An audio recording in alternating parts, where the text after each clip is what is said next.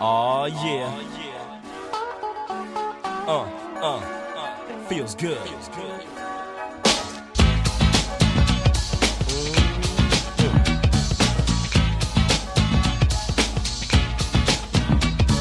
The time has come to enjoy myself. Hello, greetings, and hi there. This is the Head Speaks podcast, a proud member of the Headcast family. I am your host, Aaron Moss, also known as Brother Head. Welcome to Head Speaks, where I'll be talking about comics, movies, and recent news items that interest me. Basically anything that strikes my fancy. Warning, this podcast may not be family friendly. Head Speaks may contain adult language, adult content, fantasy violence, and nudity. You have been warned. The young, stupid, and easily offended may not want to listen to this headcast. In other words, parental guidance is more than suggested. Now, before we get started today, let's hear a word from a friend of the show. Hey, Jeff.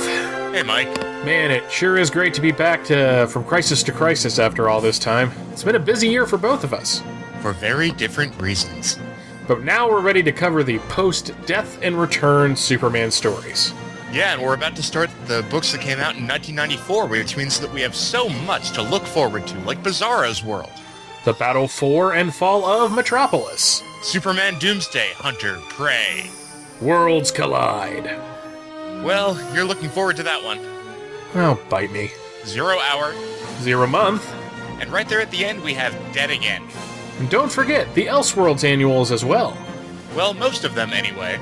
Yeah, some of those really did suck, don't they? But From Crisis to Crisis is back. New episodes will drop on Thursday, just like before. You can find the show at the Superman homepage, www.supermanhomepage.com, as well as at the Superman Podcast Network, which is at www.supermanpodcastnetwork.com. And we also have a Facebook page that you can like by going to www.facebook.com/FromCrisisToCrisis, a Superman podcast.com. Is it .com on there? No, it's not. No .com. Forget that. So From Crisis to Crisis is back, folks, and better than ever. Well, I'm better than ever. You need some work. No, shut up. No, you shut up. No, you shut up. No, you shut up. No, you shut up. No, you shut up.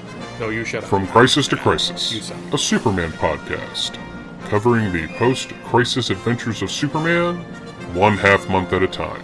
Every Thursday at www.supermanhomepage.com and www.fortressofbaileytude.com.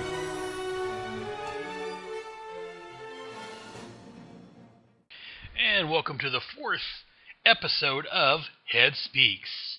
As you can see, I do have promos now, so you'll be hearing some advertising for some other great podcasts and other shows and what have you periodically throughout the show. If you have a podcast you want to advertise with me, let me know. If you want me to play your promo, give me a heads up, send me an email. You can send it to head@headspeaks.com. And as I said last episode, I do have some changes, one of them being the promos. Another, I'm going to start playing music leading into different sections of my show. Stand by for that. And also, I've got a new segment this episode. It's called A Little Head. I don't have an intro piece for it yet, but hopefully soon. This segment, A Little Head, will basically tell you the behind-the-scenes and history of Aaron Moss, a.k.a. Brother Head. Who I am, where I've been, what I've done, that kind of stuff. I may have some special guests on during this part to help relate stories, or maybe it'll just be myself, but you'll learn more about Brotherhead listening to this. What makes me tick, and what makes me what I am. Some of the stories may be funny, some may be heart-wrenching, some may be but I guarantee you one thing, listeners. No matter what, all the stories will be true. I'm not sure how accurate with my poor memory, but they will be true to the best of my knowledge. Speaking of my poor memory, let's get started with our first topic for A Little Head. Where did the name Head come from? The name Head came from years ago when I was a young kid. I was always forgetful. Okay, folks, I still am. What the hell? But I was forgetful, and my friends started calling me Airhead because I forgot everything. Way to go, Airhead. You messed that one up. Way to go, Airhead. You forgot about that. Them being lazy as they are, eventually were shortened down to just Head. Almost like brothers, eventually it became Brotherhead. And that's what went by for many years. In fact, some people only know me as Brotherhead.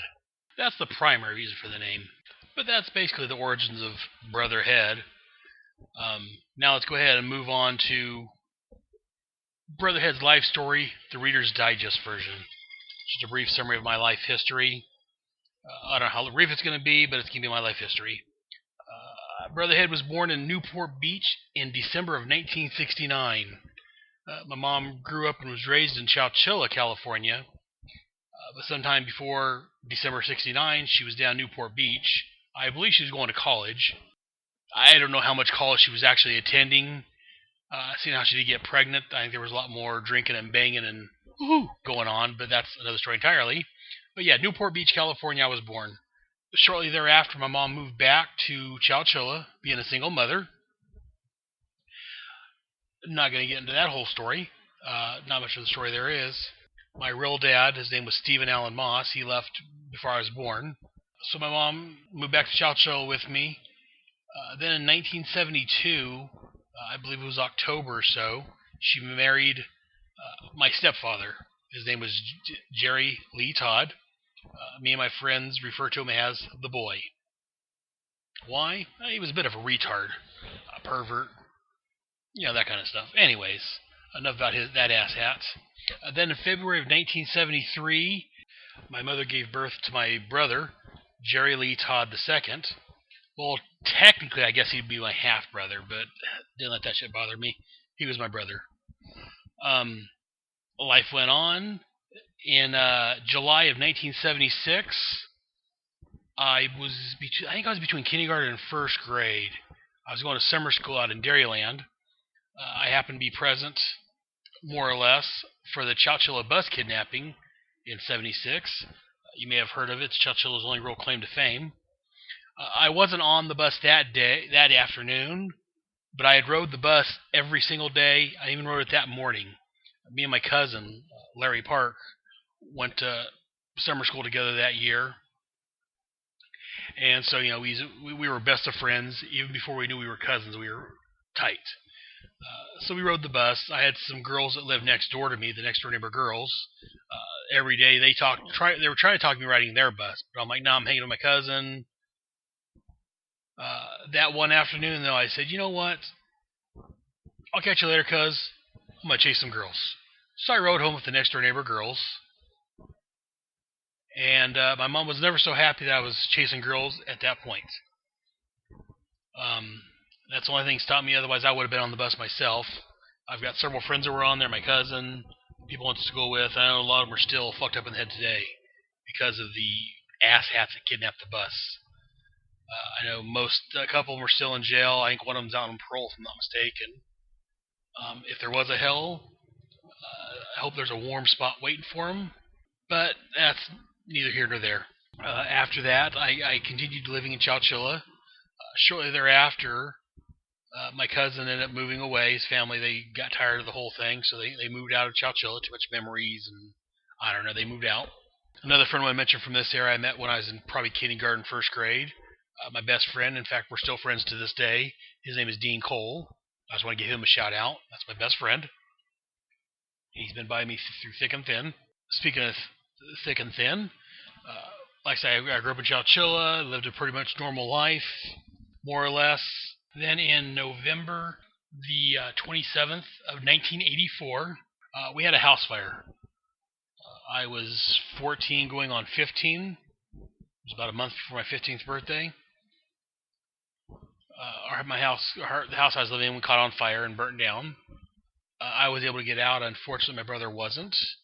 I'm not going to go into much detail about that here. I'll save that for a later podcast. But he was in the fire. He lived for another 2 weeks.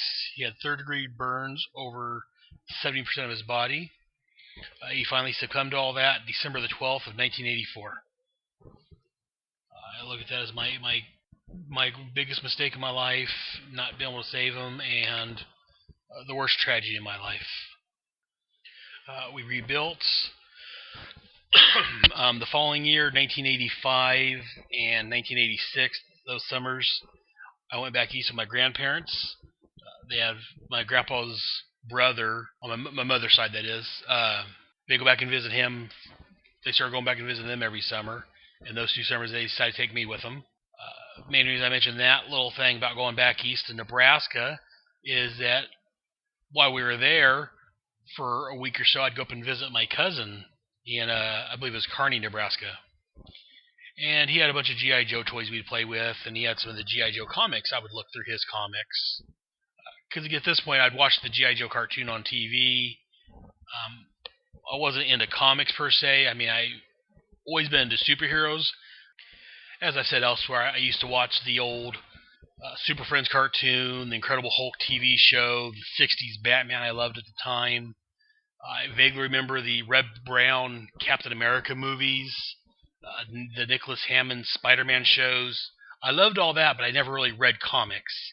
I'd get the occasional comic or digest or something at yard sales, but I never actually went out and bought comics. I say all that to say this. In 1987, I believe it was around January or so, me and my mother and I think a couple of her friends went to Fresno, California to eat at this little diner. I forget the name of it. It was next door to a Thrifty's. I think it was like Country Kitchen or something like that, but I forget. It's been a while. After I got done eating, I got bored waiting for them to finish, so I went next door to Thrifty's and looked around. And there I stumbled across G.I. Joe number 58. On the cover, it had Cobra Commander in his new battle suit. Behind him had somebody laying in a bed hooked up to a respirator with hospital equipment, not knowing who he was. The cover said, Cobra Commander Reborn. I was wondering if that was Cobra Commander in the bed, and he was reborn into this with this robotic suit or something. I was curious, so I bought it. Greatest thing I did, and maybe the worst thing I ever did. That comic there basically got me into comic books. I started going to Merced, to a couple of different comic shops. There was Coppa Comics. That was my main haunt. And then there was also, what was that? There was another, Manuals. Manuals Comics just down the street from him. I started going there, and I started buying comics, looking for back issues of G.I. Joe. I also picked up the Transformers Headmasters miniseries, which led into the regular Transformers series. I just started picking up comics one by one, and pretty soon I was spending probably $150 to $200 a month at the comic shop, buying almost every DC and Marvel comic there was. Good times. But anyway, so that's where my comic career, if you want to call it, my love for comics got started, was due to G.I. Joe. Moving on, I graduated high school in 1988. I graduated from Chowchilla Union High. Went to college for a year, moved to Merced, moved back home, moved into some friends, just lived my life. And then in May of 1992, I got married for the first time. Her name was Renee Adair. Then I had my boys in 93. I had my oldest son, Timothy, in January the 24th of 1993. Tim was born about six weeks premature, if I'm not mistaken. If I remember right. He was rather premature. He was like 3 pounds 9 ounces when he was born. And then in December the 10th to be exact, of the same year, we had my second son, Stephen Aaron Moss. I know you guys are probably scratching your head, doing some quick math in your head. Yes, I had one son at the end of January, another son born at the beginning of December. That's like 10 months apart, 10 and a half months apart. Yeah, the doctor said wait 6 weeks, Brotherhead. By God, I waited 6 weeks, and then I got busy, you know what I mean? But anyways, yeah, that's what happens. So I've got my boys, they're both born in 93. We continued living in Chowchilla. Then in 1996, after my grandfather passed away, my grandfather passed away in 95, and so me and my wife and the boys moved in with my grandmother and uncle to help them out. And then in 1996, me and the missus got divorced. Again, I'm not going to go details about that here. Just know she was a bit of a bitch and had a problem telling the truth. But anyways, that's enough about that blarkey. 1998, I started working for a company called PSNW, which stands for Protosource Network, in Fresno, California. It's an internet company. I worked there for 12 years. I started in 1998. They changed their name a couple of times. By the time I ended up, my tenure was done. It was Brand X. While working at Brand X, or PSNW, in about 2000 or so, is where I met a beautiful woman named Michelle Hudson. Ernie, our boss, brought her in and introduced everybody. He said, "Well, here's Aaron. We call him Brother Head." He told her to stay away from me and my sticky keyboard. She was kind of like, "Ew, I'm going to stay away from him." More about her later. Also, at the end of 2000, my oldest son, Tim, went to the hospital. He had what's called an AVM, an alternative venous malfunction or something like that. Basically, the blood vessels in his brain started leaking. So we had to rush him to Valley Children's Hospital in Fresno, and they did a bang-up job, and they saved his life. I'll always be grateful for Valley Children's. They're a great place. I don't care what anyone says. If you don't like Valley Children's, go fuck yourself. They're a great hospital. They saved my son's life. Then in 2003, my mother passed away. She had problems with her heart. She just had a lot of problems. She passed away in 2003. I was working at the time at PSNW. While I was working, my uncle called and told me that my mom was dying and I needed to get home. So I jumped in my van and flew home. I was a little over halfway there when I got the phone call saying, to slow down, that I was too late. Unfortunately, I couldn't have been with her. I wasn't with her when she passed, but she'll always be in my heart. I love you, Mom. And just for the record, I don't think I've said this yet. Her name was Sherry Darlene, originally Gipe, and then Todd. She passed away in 2003. She was 50, I want to say 52 when she died. She's 20 years older than I am. Anyways, moving on. Then in 2005, well, actually in 2004 is when we started dating. The young lady I mentioned earlier, Michelle Hudson, we got talking. We were friends. We started hanging out. One thing led to another. And then in 2005, I finally convinced her to marry me. She said she lost a bet. I say I drugged her. Whichever. We got married in 2005. Then, so we're married. We lived in Chowchilla for a couple years. Moved to Fresno before we moved on into Sanger. And that's where my daughter was born in 2008. Alexis Grace Moss was born April the 19th of 2008. A beautiful little girl who's 6 now, in first grade, doing a wonderful job. She's smart like her daddy is. A born reader. In 2010, I started working at the IRS seasonal. In June of 2010, they said, we're going to close down the swing shift, which was why I was working, because I was also working at Brand X during the day. And like, anyone wants to stay around, we move some of you to days. I'm like, well, I've got another job. Thank you, but no thanks. I'll come back next season. A month later, in July of 2010, Brand X decided to close its doors. Due to mismanagements and other piss-poor decisions, the company was losing money. They decided to outsource all their support to Utah and I believe the Philippines. So they closed down their doors. So it left me unemployed for a couple months. I started working at Palm. Went back to the IRS during the season. And I'm still at the IRS.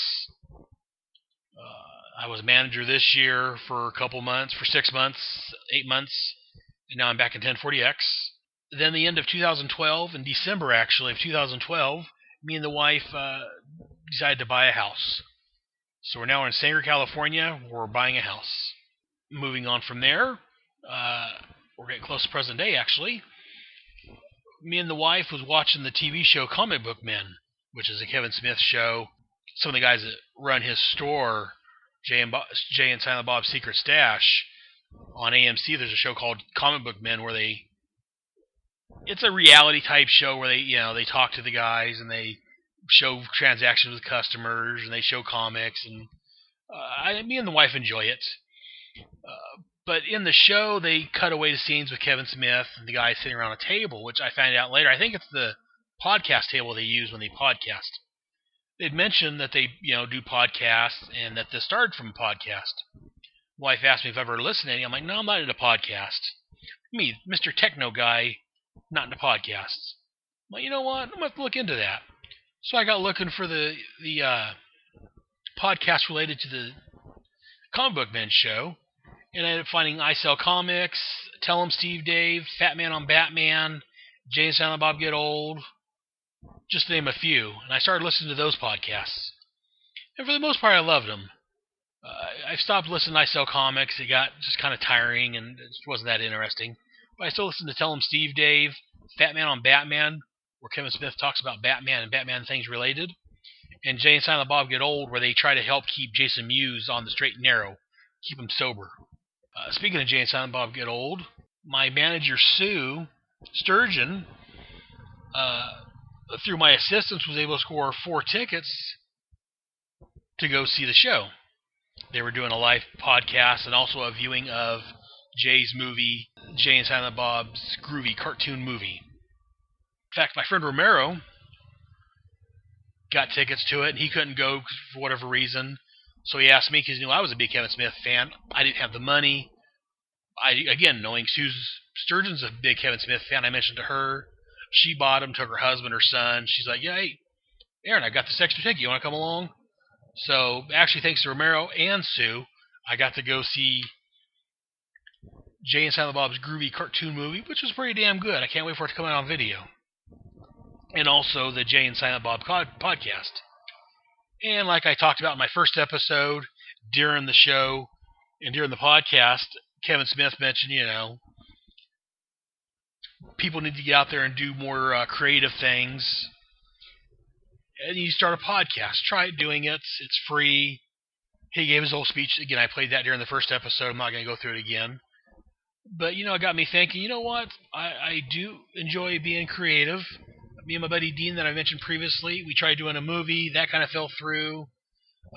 Before that, me and my friend Scott Kessler, who's currently in Missouri, and another friend tried doing some comics, but we couldn't do the art. Long story there I'm not going to get into. So I failed at comics. I failed at movies. Let's try podcasting. So that's where I started up Head Speaks, which you're listening to now, and Task Force X, around June of 2014. Which brings us almost up to current time. One last thing to mention.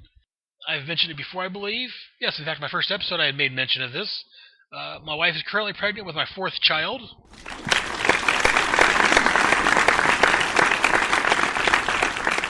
Thank you. Thank you very much. We know it's a boy. His name's going to be Grayson Robert Moss. The name Grayson comes from Dick Grayson, a.k.a. Robin, a.k.a. Nightwing. Robert's named after her father. He's due the end of January, beginning of February, is young Grayson Robert Moss. But anyways, that's a little bit about Brotherhead, who I am, where I've came from. If you have any questions or concerns or anything, feel free to shoot me an email as always. I look forward to hearing from people. But that's it for that segment. Before we continue, let's go ahead and learn English. Try that again. Before we continue, let's hear from a friend of the show. There you go, got that one out. Be right back, guys. A walrus saved your life? Why are you doing this? Are you really mourning your humanity? I don't understand. Who in the hell would want to be human? From writer, director, and podcaster Kevin Smith. I'm so scared. This guy wants to turn me into an animal or something. This autumn. I don't want to die in Canada. Tusk. And that was for Tusk. A Kevin Smith film. It's already out in theaters, I believe. If you haven't checked it out yet, go check it out. I don't have the money myself. I haven't been there, but I plan on going as soon as I can. Everything I've heard about it sounds great.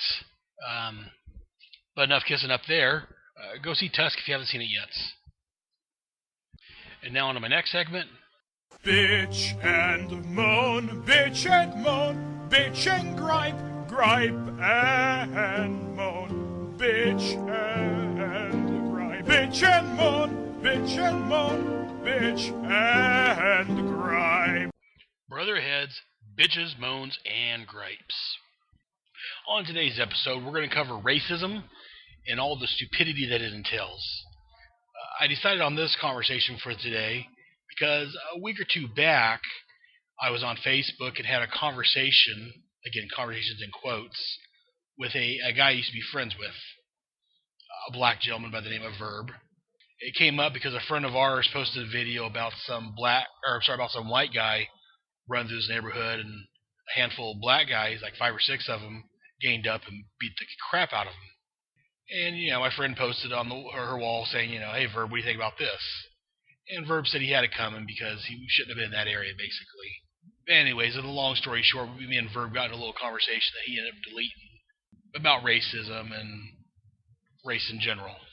Before I really get going, let me preface all this with saying that, yes, I do know that racism still exists. It's still out there. There's still ignorant people out there that believe their race is better than others. I don't want anyone hearing this, what I'm about ready to say, and then think wrong thoughts. Think that, I've got my head in the sand. I don't believe that racism still exists. I know it's out there, but I don't think it's I was going to say the problem, not quite the right word. It's not as prevalent as it was 50 years ago. Hell, as it was 20 years ago. Things have gotten better, I believe. Again, as I have stated before, I am a white guy, so I haven't been the victim of racist problems like I would be if I was a black guy or Hispanic or anything else. But since I am an intelligent human being, I think I can speak on this matter. If you don't like it, if you don't like what I have to say, go fuck yourself. No, seriously, if you don't like what I have to say, feel free to let me know. Give me your opinion. Again, this is all based on my opinion, my experience. So there you have it. First of all, let me also say that even though, my buddy Verb wanted to disagree with me, anyone can be a racist. It's not just white people that's racist.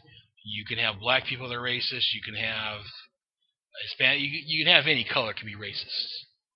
I hear a lot of people, especially black folks, saying that. And before I go any further, let me also say that I refer to black people black people refer to them as African American. I refer to them as black. I refuse to call them African American.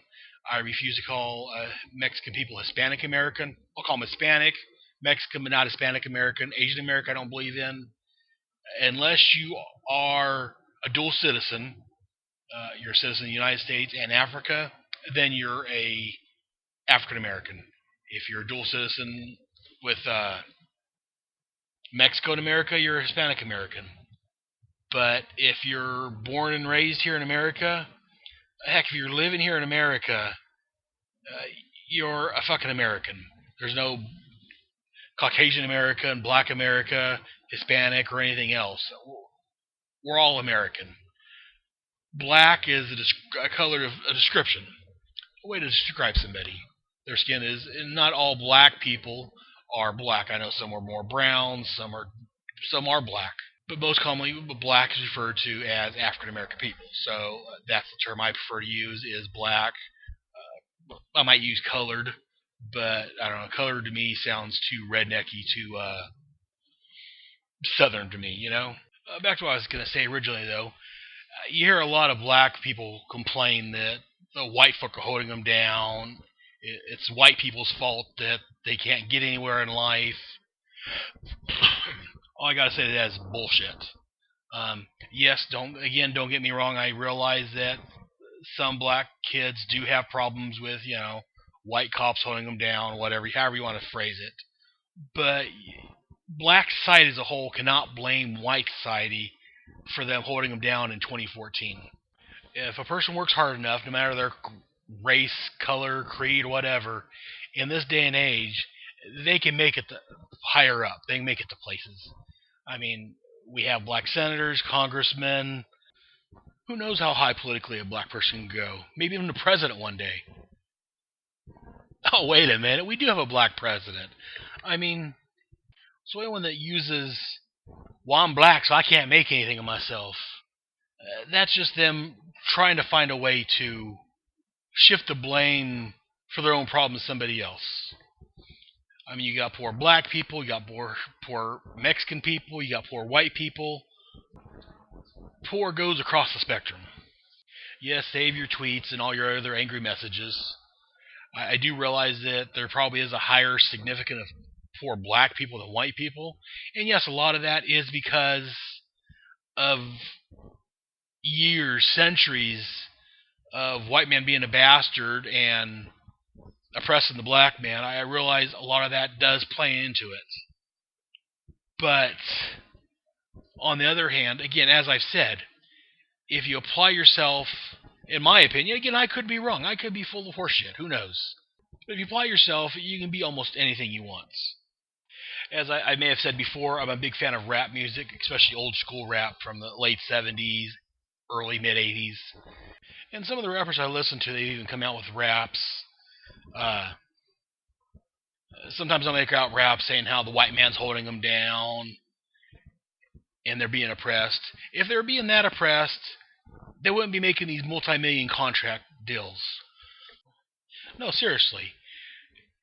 Yes, there are black guys that have record labels and they can bet these kind of things out and have the money. But if all white people was as bad as some of these guys are saying, they would have stopped these guys from getting their own record labels, and they would be doing more in their power to stop rappers that think they're being held down. And also, if things are so bad here, there's a choice. If you don't like the way America's being ran, fucking go back to Africa. I mean, again, I'm not saying all black people should be sent to Africa. Don't even think I'm saying that. But you get some of these guys that, praise the motherland and, after this and after that. If Africa's such a great place, go back and live there. And my thoughts, those same thoughts, try that in English. Those same thoughts apply to any race, any other country. You get these Mexicans that, think Mexico's so great, they're rather fly the Mexican flag instead of the American flag. Again, if Mexico's so great, go back to Mexico. Yes, I think America is a great country overall. Politicians are fucking things up, as I've said before, and I'll say it again. But overall, America is the best country out there, in my opinion. If you think some of these other countries are so great, fucking move there and try it out for a while. See what you think. Again, don't get me wrong. I'm not saying that I wish black people never came to America. Maybe not the way they came. I mean, that is wrong. Slavery's wrong. But to be historically accurate and fair to white people, a lot of black people sold their own people into slavery. So, I mean, before you start yelling at me, well, your forefathers had my people as slaves. Yeah, a lot of people got sold into slavery by your own fucking people. I know you don't want to think about that. You want to think of all blacks as being victims, but a lot of you guys wouldn't be here if your own people didn't sell you into slavery. Think about that for a minute. Yes, I am glad it is 2014. I've never had to live through slavery times. I know it's a different time, a different world, but still, fuck that shit. Slavery's wrong, I will say that. I don't think I'm being controversial when I say that. Anyone that thinks I am is an idiot. But I think I started off on a tangent. I'm just saying that I am glad that black people are in America, because as I've said previously, you can tell by my intro, I really love rap music, especially old school stuff. Stuff from the late 70s or 80s, Run DMC, Kid and Plays you heard, Curtis Blow, Sugar Hill Gang, all that. I love that stuff. So, I mean, if black people never came to America, however they got here, I guess I wouldn't know I'm missing it. But I think part of me would still miss rap music. as it is, as it was in the 70s, 80s, maybe early 90s. I'm not as fond of it as the stuff that's coming out today, but maybe because I'm old, you kids need to get off my damn lawn. But I don't know, that's my feeling on that. I mean, I'm not sure if that's clear enough. I hope it is. Again, I'm not done. I know, and again, not all black people feel that way. I know Ice-T's got a jam called "You Played Yourself," and in that song, he says some of the same things. Wow, said it 10 times fast. Some of the same things I've been saying, that if you apply yourself, you can get out of the ghetto. You can move on with your life. You can do something yourself. You can't blame everyone else for your problems. I know I'm going to probably get a lot of people probably stop listening at this point. A lot of people probably think me as a racist by now, or I'm going to probably get some angry emails. But again, I could be wrong. But that's how I feel on it. And then you get things like people wearing blackface. Mostly prominent actors, famous people wearing blackface. I realize that at one time it was used in a derogatory way, but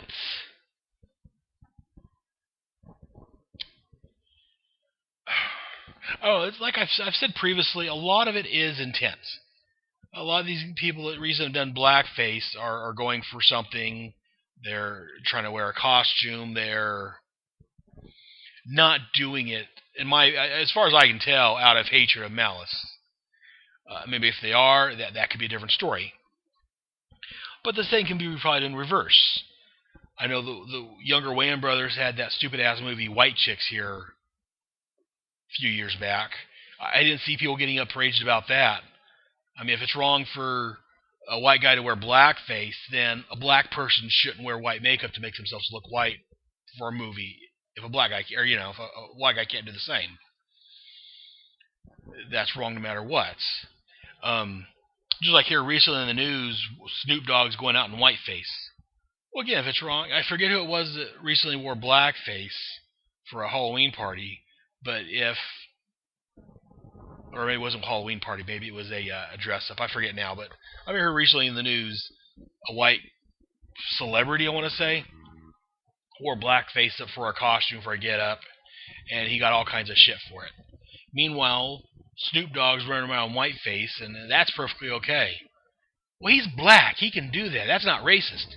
Fuck you. If it's racist for a white guy to wear blackface, then it's fucking racist for a black guy to wear whiteface.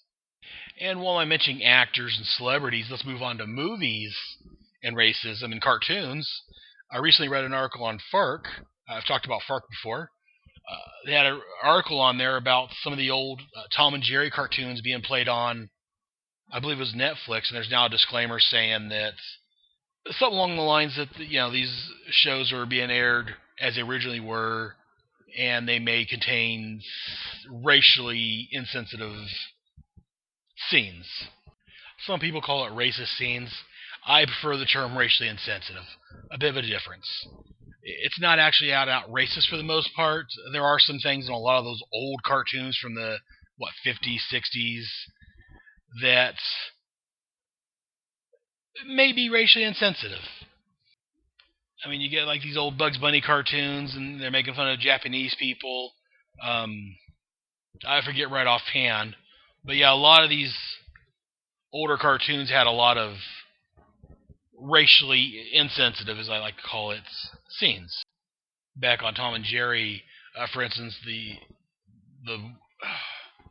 see, part of the thing, I don't know if she was the owner or if she was the maid or what it was, but a lot of people, say that the black woman in there in these Tom and Jerry cartoons was racist. I don't think it's racist. Again, I'm a white guy, so maybe I'm wrong. Maybe I'm wrong because I'm white. Who knows? But all we really saw over that I can remember, we heard a voice,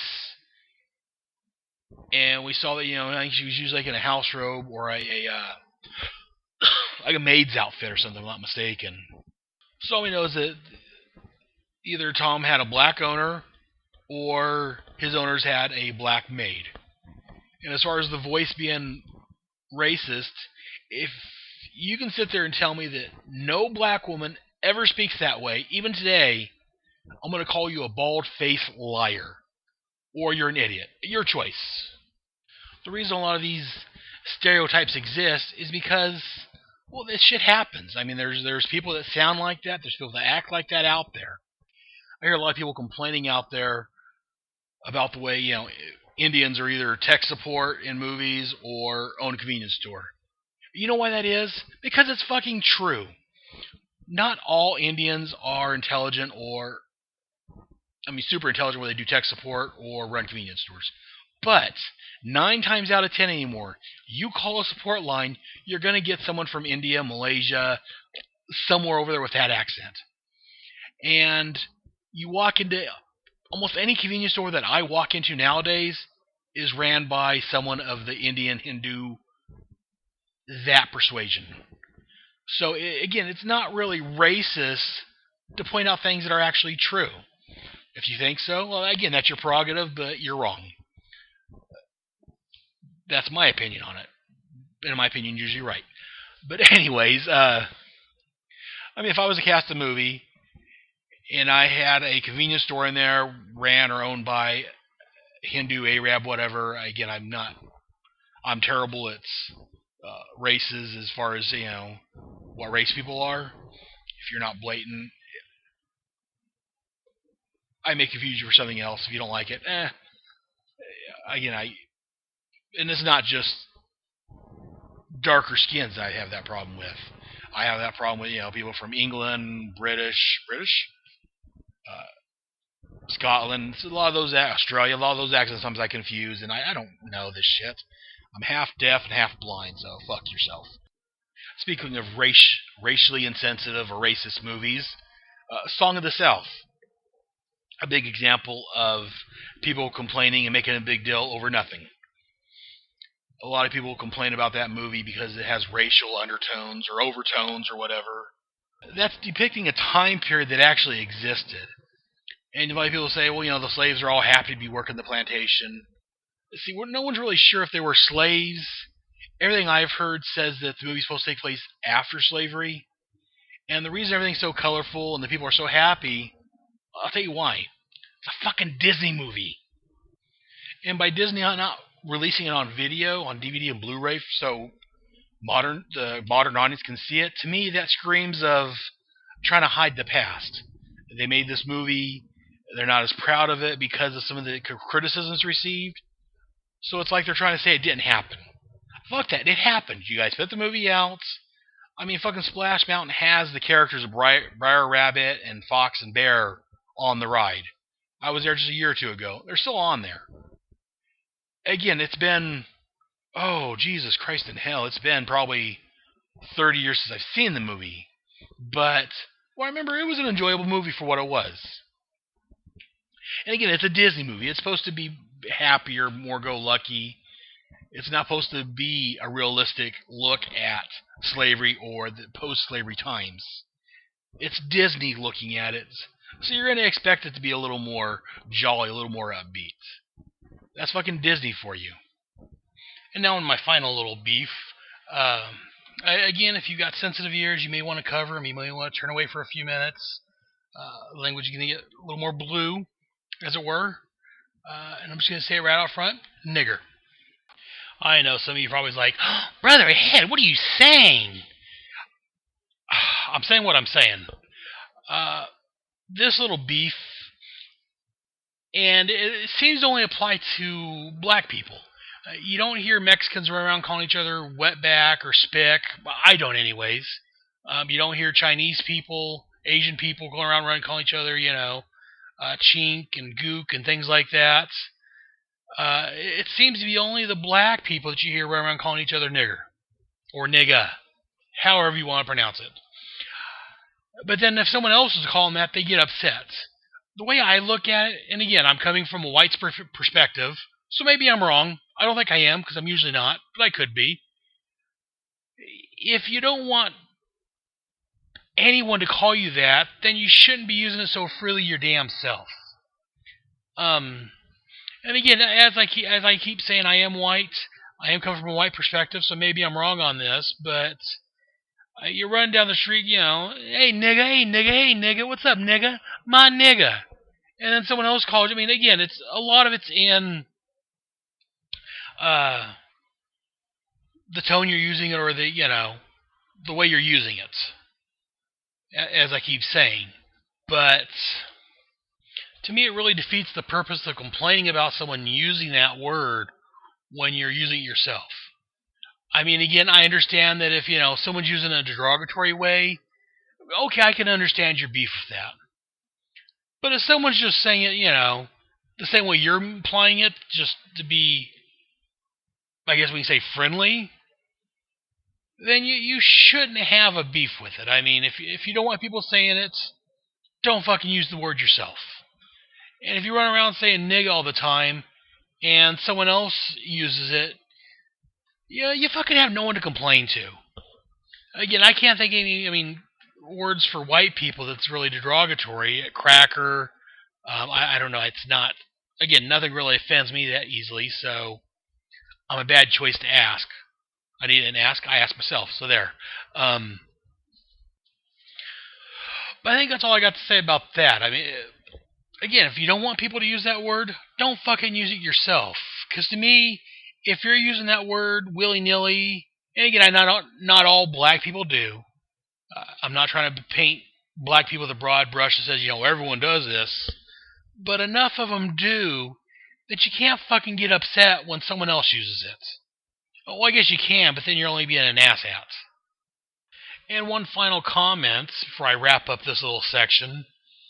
My wife was watching that show, what is it called? Oprah, Where Are They Now? It's on the Oprah Network. And she was talking with Raven-Symoné. And I've got to give kudos to Miss Simone. What other choices she may have made in her life, at least she seems to have her head on straight.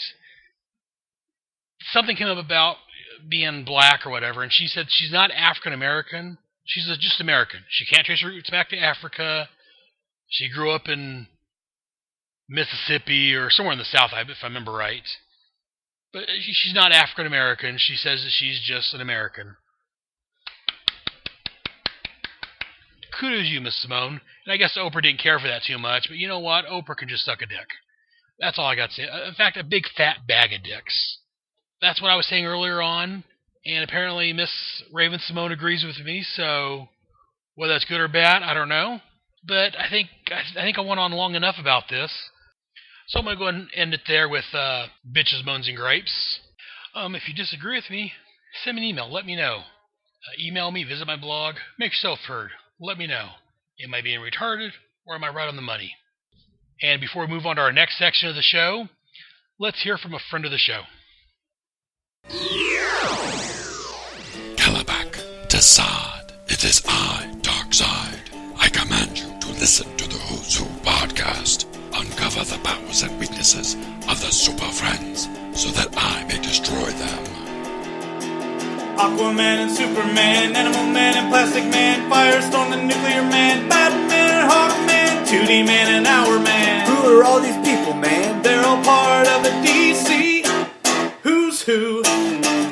Ultra Boy and Booster Gold, Lightning Lass and Hippolyta, Phantom Stranger, Etrick and Arisia and Woozy Winks. Hey. What? What about that one guy? What guy? Mr. Pretzel, Mr. Lipstick, Mr. Mitzelfuzzle? Mr. Mitzi's Pitlick? Yeah, him. He's also part of the DC Who's Who. Who's Who, the definitive podcast of the DC Universe. Available monthly at Aquaman Shrine, Firestorm Fan, and on iTunes and Stitcher as part of the Fire and Water podcast.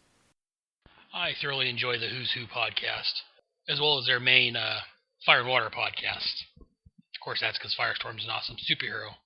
Aquaman's alright. But anyways, enough about them. Back to my show. Now let's go ahead and go to the next segment, which is going to be...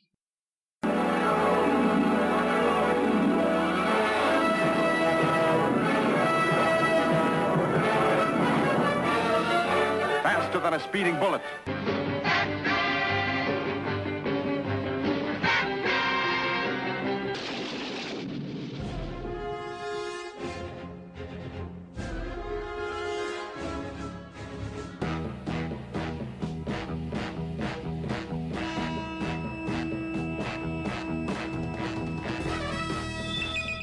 the Great Hall of the Justice League.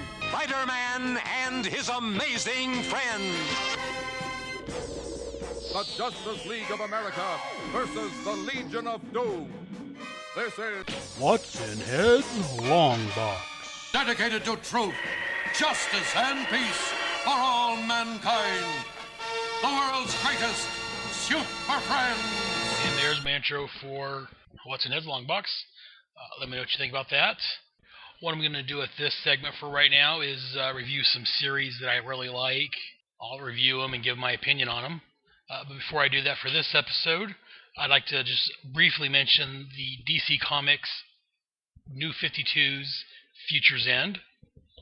Basically, it looks 5 years in the future of DC's comics, and it sees where the stories would theoretically be at.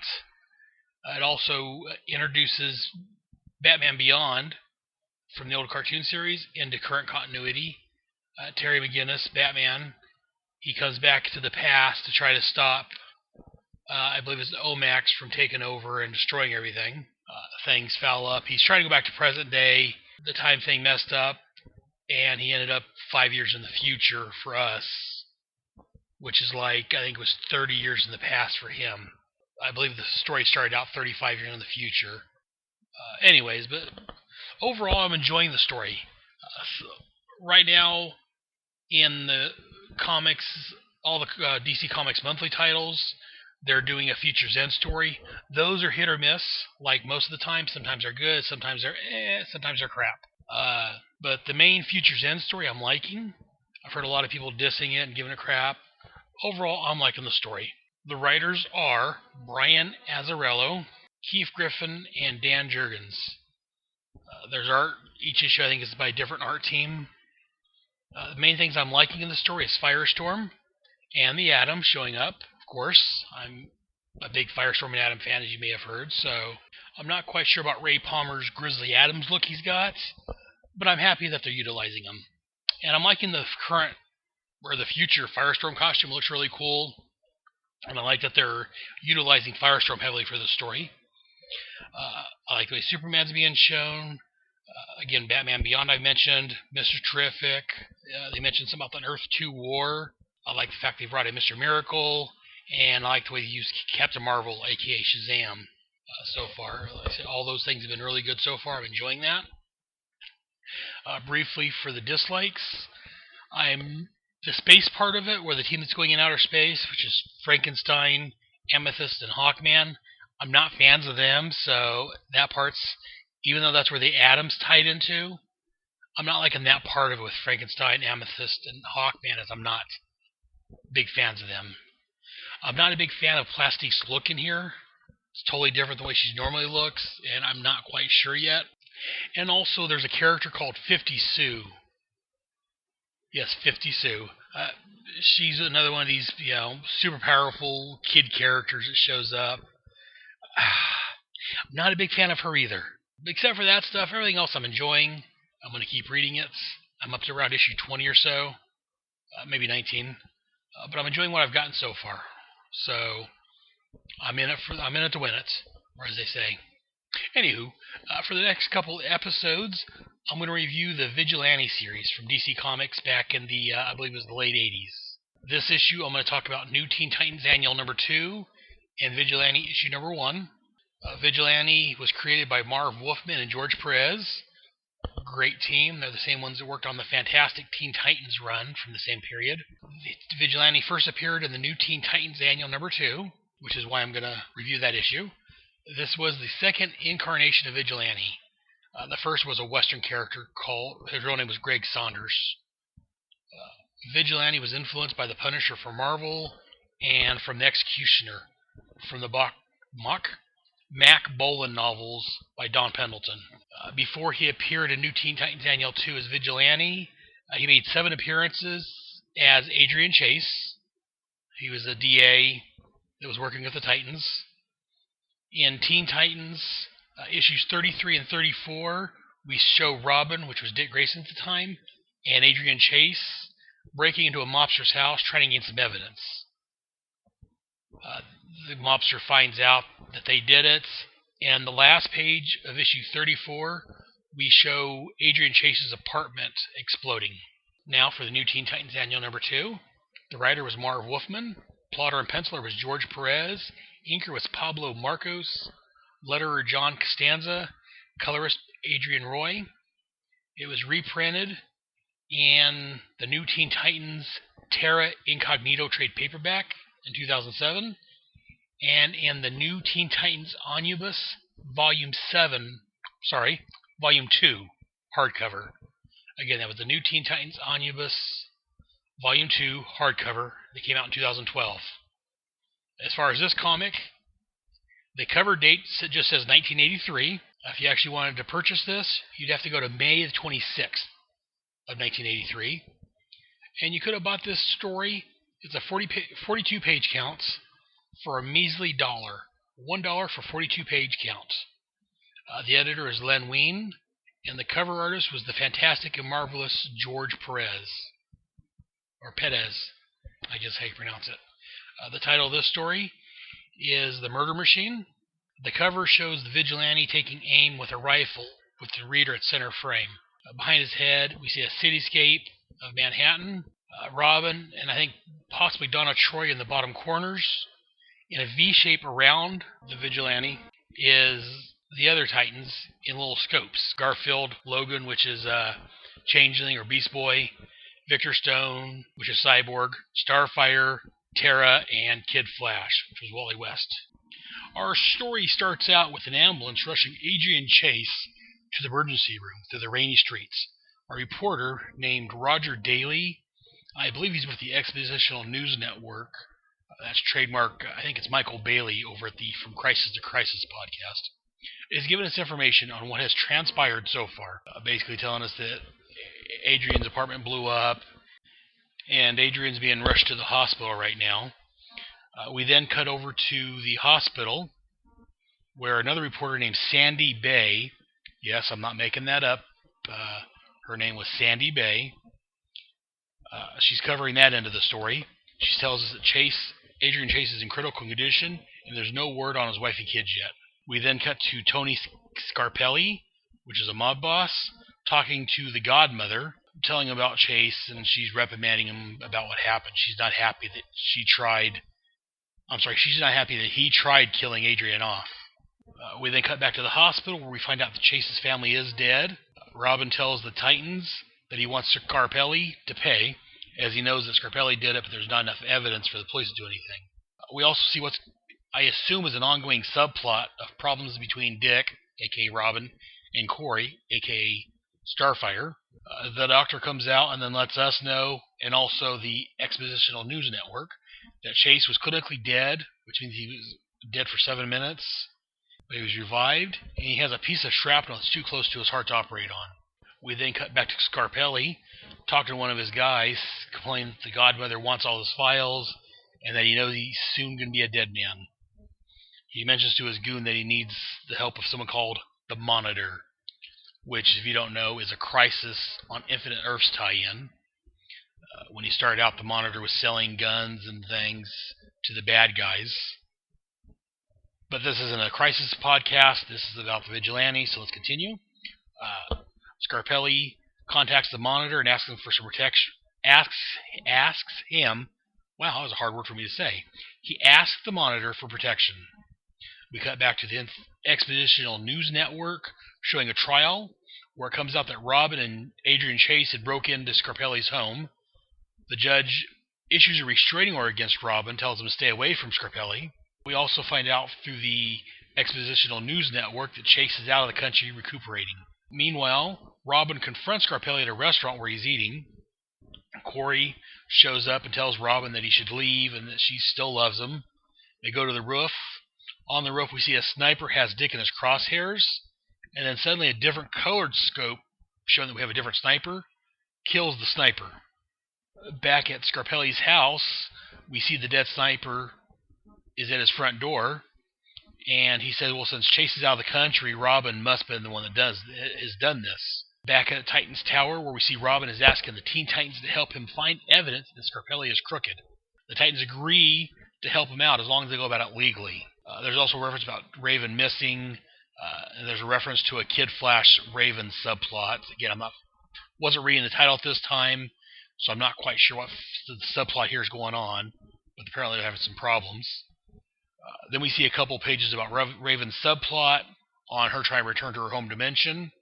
We then see 3 different scenes of the Titans busting up some of Scarpelli's operations, but they can't find any direct links to Scarpelli. Donna Troy then talks to Dick about what they're really doing. She tells him that she doesn't like the Titans badgering Scarpelli. We then get introduced to our bad guys. We see Scorcher, Spear, Bazooka, no, not the G.I. Joe member, another guy, Slasher, Tank, and Cheshire. The only one I know from this group is Cheshire. She's a big Titans villain. She ties in heavily with Roy Harper, a.k.a. Speedy, Arsenal, Red Arrow. Anyways, back to the story, though. We see our bad guys confronting the Titans. The Titans are getting their butts kicked until someone starts shooting the bad guys. We see someone sniping, killing the one called Slasher. Our mysterious assistant then shows up and takes out Scorcher using some nunchucks. While they're fighting, Cheshire scratches the changeling, Garfield Logan, and she has poison on her fingernails, so he starts dying from that. Before she can do anything else, the sniper shoots at Cheshire, barely missing her, and she gets the heck out of there. Raven mysteriously shows up and heals Garfield. Back at Titan's Tower, we see Robin playing a recording for the Titans from Adrian Chase, telling them that Scarpelli is meeting the Godmother on Wednesday with incriminating evidence, and he warns them that Scarpelli has hired some special muscle to help him out. We then cut to the meeting that we just mentioned, where Raven shows up and tries warning the Godmother about the ambush. Scarpelli unleashes his horde of men to attack the Godmother. The Titan's jet flies over, the Titans fly out, and a great battle ensues. Later, Scarpelli's place, he's getting ready to run off to Haiti when a masked vigilante shows up and confronts him. The vigilante tells Scarpelli that he's going to turn the evidence in and make sure that he goes down. He then unmasks himself, and we see that it's Adrian Chase. When Scarpelli says, Chase, Adrian says, no, Adrian Chase is dead. I am the vigilante. At this time, Robin shows up and says that he figured out Adrian was still alive because of the message that he left him. He tries to appeal to Adrian's humanity not to kill Scarpelli. While they're talking, Scarpelli pulls a gun out and shoots both Chase and Robin, Robin falling unconscious. Chase turns around and shoots Scarpelli, killing him. We then see the Expositional News Network letting us know that Scarpelli is dead, and Robin was the only other person they found there, but he was cleared of any charges. When questioned, Robin says he was unconscious before Scarpelli was killed, so he can't say who did it. And at the very end it says, not the end. Overall, I thought this was a great issue. Again, I'm a big fan of the Vigilante. I'm a fan of the Titans, especially this era of the Titans. So, seriously, how could you go wrong? Great issue. Let's go ahead and review the actual issue, though, or my notes on the actual issue. I mentioned the cover earlier. I like it. It's a very striking cover. Lastly, we have Adrian, or the Vigilante, with his gun pointed at us. We see all the Titans, most of the Titans in crosshairs, like he's aiming at them. It's just a great, very visually stunning cover. I thoroughly enjoy it. Moving on to the story. I like this first page. We see the ambulance and the rain. It's just the lights on the ambulance. You can see how, whenever it rains, the light kind of, not sure the word I'm looking for. It has like that halo around it. There you go. We see the halo around the cop cars and the ambulances, showing that it's raining around the headlights. It's a very dynamic page. The artwork overall in this story is very good. When we get to the Robin in the hospital with the reporter Sandy Bay. Sandy Bay. Anyways, we see Sandy Bay talking to Robin. You can see that he's very upset and he's angry that his friend is laying in the hospital, possibly dying. The reporter's questioning, saying that Scarpelli's lawyer says that Robin and Chase was breaking and entering, and they are harassing him. And Robin says, there's a man dying in here. Adrian Chase is a dedicated man who got tired of seeing every creep of the buck beat the legal system. And I like the way on the next couple pages, when Scarpelli's talking to the Godmother, You can see sweat on his forehead. You can see he's nervous and afraid of what the Godmother's going to do to him. On the page where they show that Adrian's wife and children are dead, I really, really love the artwork in here. You can see Robin is talking to the Captain Hall, the police, and Hall's telling him there's not enough evidence to connect Scarpelli, and you can just see the anger on Robin's face. They do a close-up shot on like one eye and his nose and his teeth just bared, telling that, when Robin's saying, this is lousy, Hall, damn lousy. It's just really great. Again, all the Titans, they're showing their support for Dick. They want to back him. They're there for him when his friend, is in the hospital. Again, the Expositional News Network. Actually, it's Channel 7, it looks like. But I believe it's Mike Bailey over at the From Crisis to Crisis podcast. Whenever these scenes come up, he refers to it as the Expositional News Network. I enjoyed that, so I'm stealing that and using it for my podcast also. Thanks, Mike. Anyways, back to the story. As we see the doctor talking about Adrian Chase's condition, while they've got the 4 little shots of the newscast, right to the side of it we see a close-up of Robin's face, and you can see tears in his eyes. A good friend, his family died, and he's in critical condition, so he's very upset. And you can see by looking, even if you didn't have words, you could see just by looking at this panel if there's something bad going on. I mentioned the monitor. We see his assistant Lila, who actually, that name is shown up on the TV show Arrow, as I think it was Diggle's love interest. I'm not sure if they're going to try to connect her with Harbinger, which is the monitor's assistant, or not, but that's another story entirely. We don't see the monitor, we just see his hands, and we hear him talking. We see he's in a satellite. Again, at this point, this was before the Crisis actually came out, and I wasn't into the comics at the time, but I've read a lot of these afterwards, and I read some stories, and they weren't quite sure what they were doing with him. At the time when he first showed up, like I say, he was seeming like a bad guy because he was supplying information and weapons and criminals to other people, other criminals, making connections to people. He was a people, if you will, making connections. Anyways, then we have the court scene, which I talked about. Very nice drawing. Not much to really say about this. Next thing I want to comment on is, I'm going to say it again. It's the scene where Robin's confronting Scarpelli at the restaurant. You can see the way the artwork was done in this issue. You can see that Robin, you can tell his emotions. Robin is, again, very upset. You can see that. George Perez, or Perez, I guess it's pronounced, is a magnificent artist. He's one of the greats. He's in the top 5 to 10. I'm not sure. I haven't actually listed my artists, but he's in the top 10 at least of the greatest artists out there. We see Robin kicking one of Scarpelli's goons. You got the crack. A great scene there. I wasn't really following the title that closely at this time, so I'm not quite sure, but through what's going on here, you can tell if there's something going on between Robin and Corey, or Starfire. I know that they were a couple on and off, but at this time it looks like they had some issues. Then they're on the roof, and I like, Corey's kissing Dick, telling him that she loves him, don't talk. And we see a scope that's one color. It's like a pink color, I guess it is. And we pull back and we show the sniper watching him, getting ready to shoot Rob, and all of a sudden next to it we see a yellow scope, and we see the sniper being killed. I like the fact that they're showing it's a different colored scope to show us that it's a different person. Again, I do like when they show the Scarpelli mansion, and they open the door and the dead sniper falls in. And again, I do like how Scarpelli's, he says, well, Chase is out of the country, so the only person that could have done this is Robin.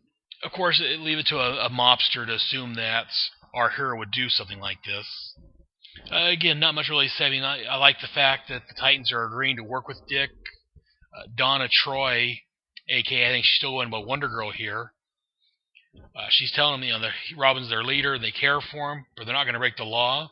As long as they do things legally, that she'll help them, let's take a vote. And everyone, they just shows the classic raising the hand, and everyone's saying, you can tell who they are just by their hand.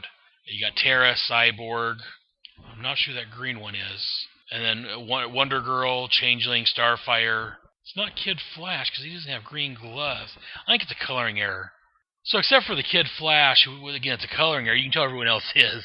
Kid Flash, you just know who it is because he's the one with the glove on that looks like that, barring the coloring error on it. Anyways, again, there's the Raven subplot, which I know bits and pieces of it, but I'm at 100%. I know she's got problems with her emotions. Her dad, in case you don't know, spoiler for a 20, 30-year-old story, Raven's dad is Trigon, the Destroyer.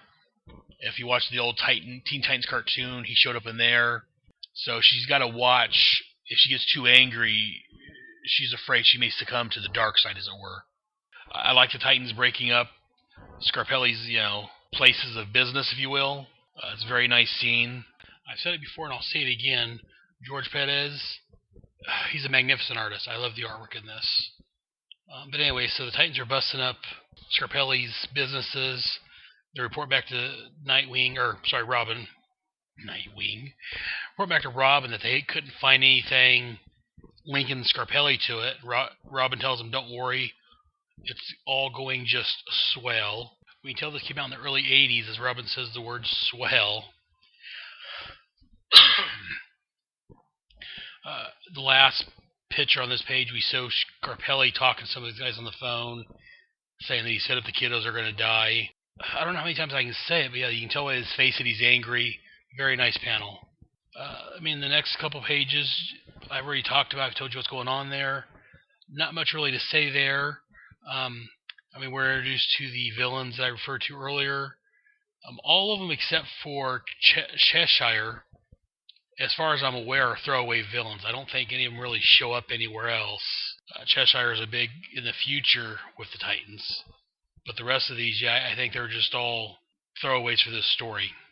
Next few pages, just fight scenes. Again, magnificent Perez artwork. It's just fantastic art. You can see the emotion in people's faces. You can tell the drama that's going on. George Perez is just one of the great artists of this and the last century, in my opinion. Again, the vigilante, before we know who it is, he kills off, I believe her name was Slasher. We get to page 29, and we see Tanker manhandling Wonder Girl. He's just holding her up by her head or by her neck until she smashes him with a big boom. Great page. We see the Kid Flash using his speed and punching out one of the other guys. Again, just a great issue. I can go on all day about the artwork in here. Other than a few minor color variances or problems, like a couple pages back when I mentioned Kid Flash's glove being off. Everything else in here, and that's, again, not Perez, that would be the colorist job that messed up that one. We see Cheshire with Kid Flash as she scratches him and poisons him. That's one of her big standbys, is to poison people with her claws. And then we see the vigilante's scope on her head, and he just barely misses her. She takes off. Raven, like I say, she shows up and she heals his pain, tells him that she senses his pain. Then on the recording that Robin plays for the Titans, Chase says that Scarpelli knows he's going to be shark bait, and he's playing a little surprise for his pals. At this point here, like Robin mentioned, the Godmother didn't want him dead at this point if this was recorded before Chase died. Scarpelli wasn't on the Godmother's hit list until after he supposedly, in quotes, killed off Adrian Chase. So if you're reading this, if you're paying attention, you can kind of figure out where Robin's getting the whole figuring out that Adrian was still alive at this point. The next couple pages shows Scarpelli meeting up with the Godmother, and Raven showing up. I like how when she shows up, just her eyes are appearing around clouds of smoke, and then we see her popping out with her blue cloak flown open like a raven. Marv Wolfman and George Perez just did a fantastic job on this. I don't know what else to say. The secret bunker opens up, all the goons come flying out in their body armor, guns, they all look alike. Again, when they show the Godmother's face and the panic on her face, they show that, the marks behind her head or whatever, that shows that she's like, oh my gosh, it's a panic. Like, where are these guys coming from? Again, another great battle. showing the goons starting to take out the Godmother's men, and then the Titans zooming into action. We see Scarpelli taking off with his driver while the Titans are battling all the goons. And then, like I say, when we're back at Scarpelli's house, when Adrian shows up. Before I read this annual, I'd actually read the Vigilante title, so I knew that Adrian Chase was the Vigilante. So this wasn't a surprise to me. So I'm not quite sure how readers, when this first came out, took it. If they were surprised that this was Adrian Chase when he finally pulled his mask off. But again, I mean, if I didn't know who this was, I don't think I would have figured it out by now. And he spends a page or two, Adrian telling him, your wealth cannot buy me, and that, your political connections won't free you when the contents of the book are released or revealed. And while we do know that Vigilante kills people, at this point he wasn't going to kill Scarpelli. He was going to turn him in and make sure he goes down for his crimes. I'm just looking at this page here where we show Scarpelli running through his house, trying to get out. Adrian shooting things in front of him and blocking his passage, kind of shepherding him where he wants him to go. And the page is laid out in 9 panels. Sorry, I was learning how to count. 9 panels showing him, Scarpelli running through like a mouse in a maze. And the last panel shows Vigilante standing over Scarpelli saying, "I'm Justice, no longer blind." With his mask in his hand, we just have a close-up of his hand with the mask, and Scarpelli on the ground, cowering in front of him, saying, "Oh God, you." But superimposed over these 9 panels, we show the Vigilante's face very lightly, so you can tell that he's chasing Scarpelli. I don't know if this was Marv Wolfman that wrote this in, or if this was just something that George Perez drew in there, but whoever's idea that was to superimpose Vigilante's mask over these panels, or superimpose, so underimpose, whatever the proper word is, it's very nice. If you haven't seen this, definitely, in fact, I may try to throw this one up on my site so you can check it out. I like this page myself. It's page 39. Very nicely done, very nice artwork. And then page 4, we have the big reveal. We see Adrian standing there with his mask off, and he's saying, Adrian Chase is dead. I am the Vigilante. And then we have Robin showing up, explaining how he figured out who was behind that. Adrian Chase was still alive and was the Vigilante. And Scarpelli could have lived, may have went to jail for a while, but he could have lived. But he decided to pull a gun out of a hidden briefcase. Well, the gun was hidden in the briefcase. The briefcase wasn't hidden. But he pulled his hidden gun out of his briefcase, and he shot at Robin. He shoots Chase in the shoulder, and Chase just unloads on him and blows him away. And then again, as I said previously, we have the Expositional News Network covering all this. I liked all the frames, the way it's laid out on here. And I like how Robin, while he's not lying, he knows who shot Scarpelli. He was there. Chase was there. It had to have been Adrian Chase. But the way he phrases it, they said, the reporter's like, "Robin, the police have cleared you on Scarpelli's murder, but the question still remains. Did you see who killed him?" And Robin's answer is, "Mr. Phillips, I can truthfully say I was already unconscious by the time that shot was fired. So your guess is as good as mine." So he's not lying, but he's not telling the entire truth. And I just like the way that Wolfman wrote that. It's still keeping Robin as a hero, but not ratting out his friend, the man that's already lost everything. So the world thinks Adrian Chase is off recuperating, and there's some mass vigilante hunting down bad guys. And the way it tells us it's not the end, at the very end of it, lets us know that we will be seeing more of the vigilante. Anyways, that's my notes on this issue. Again, I keep saying it, but I love Marv Wolfman and George Perez's Titans of this era. This is actually for later in the show, but I'm going to announce it now. I believe it's TNT is talking about doing a Titans TV show using the Wolfman-Perez version of the Titans. I'm very excited about that. Again, that's my most favorite era of the Titans. That's when I started reading the Titans. So, as they say, with Doctor Who, your favorite Doctor is the one you started with. If your favorite Superman is your first Superman, and so forth and so on. So that's probably why this is my favorite era of the Titans, because this is when I started reading, shortly after this. Anyways, that is the Teen Titans Annual number 2, the introduction and origin of Adrian Chase, a.k.a. the Vigilante. Now let's move on to the Vigilante number 1, the first fantastic issue of his new series. It was entitled A Fable for Our Times. The writer was once again Marv Wolfman. The penciler was Keith Pollard. Inker was Magnificent Dick Giordano. Hope I'm not mispronouncing that. Letter is Todd Klein. Colorist Anthony Tolan. And the cover artist was by Keith Pollard. The cover date was November of 1983. But once again, if you want to buy this off the newsstand, you've got to use Shag's either Wayback Device or DeLorean and go back to August the 2nd of 1983. This was a $1.25 cover price for a 32-page count. And the editor was Marv Wolfman. He edited his own comic, which I guess is kind of nice. The cover shows the front page of the New York Gazette talking about different crimes and violent actions. There's like 8 or 9 stories on it. Center stage, we have the Vigilante.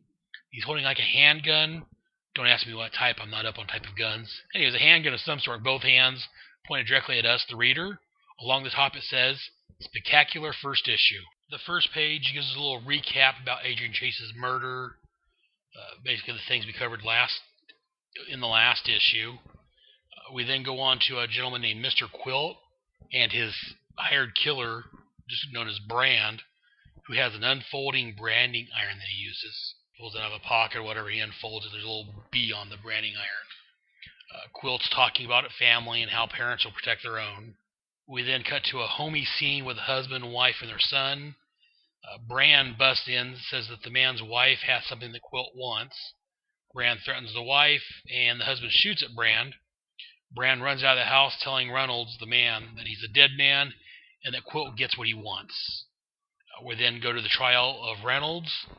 We see that he's convicted as the gun that he used was unregistered. He's been convicted to serve a sentence of no less than 1 year.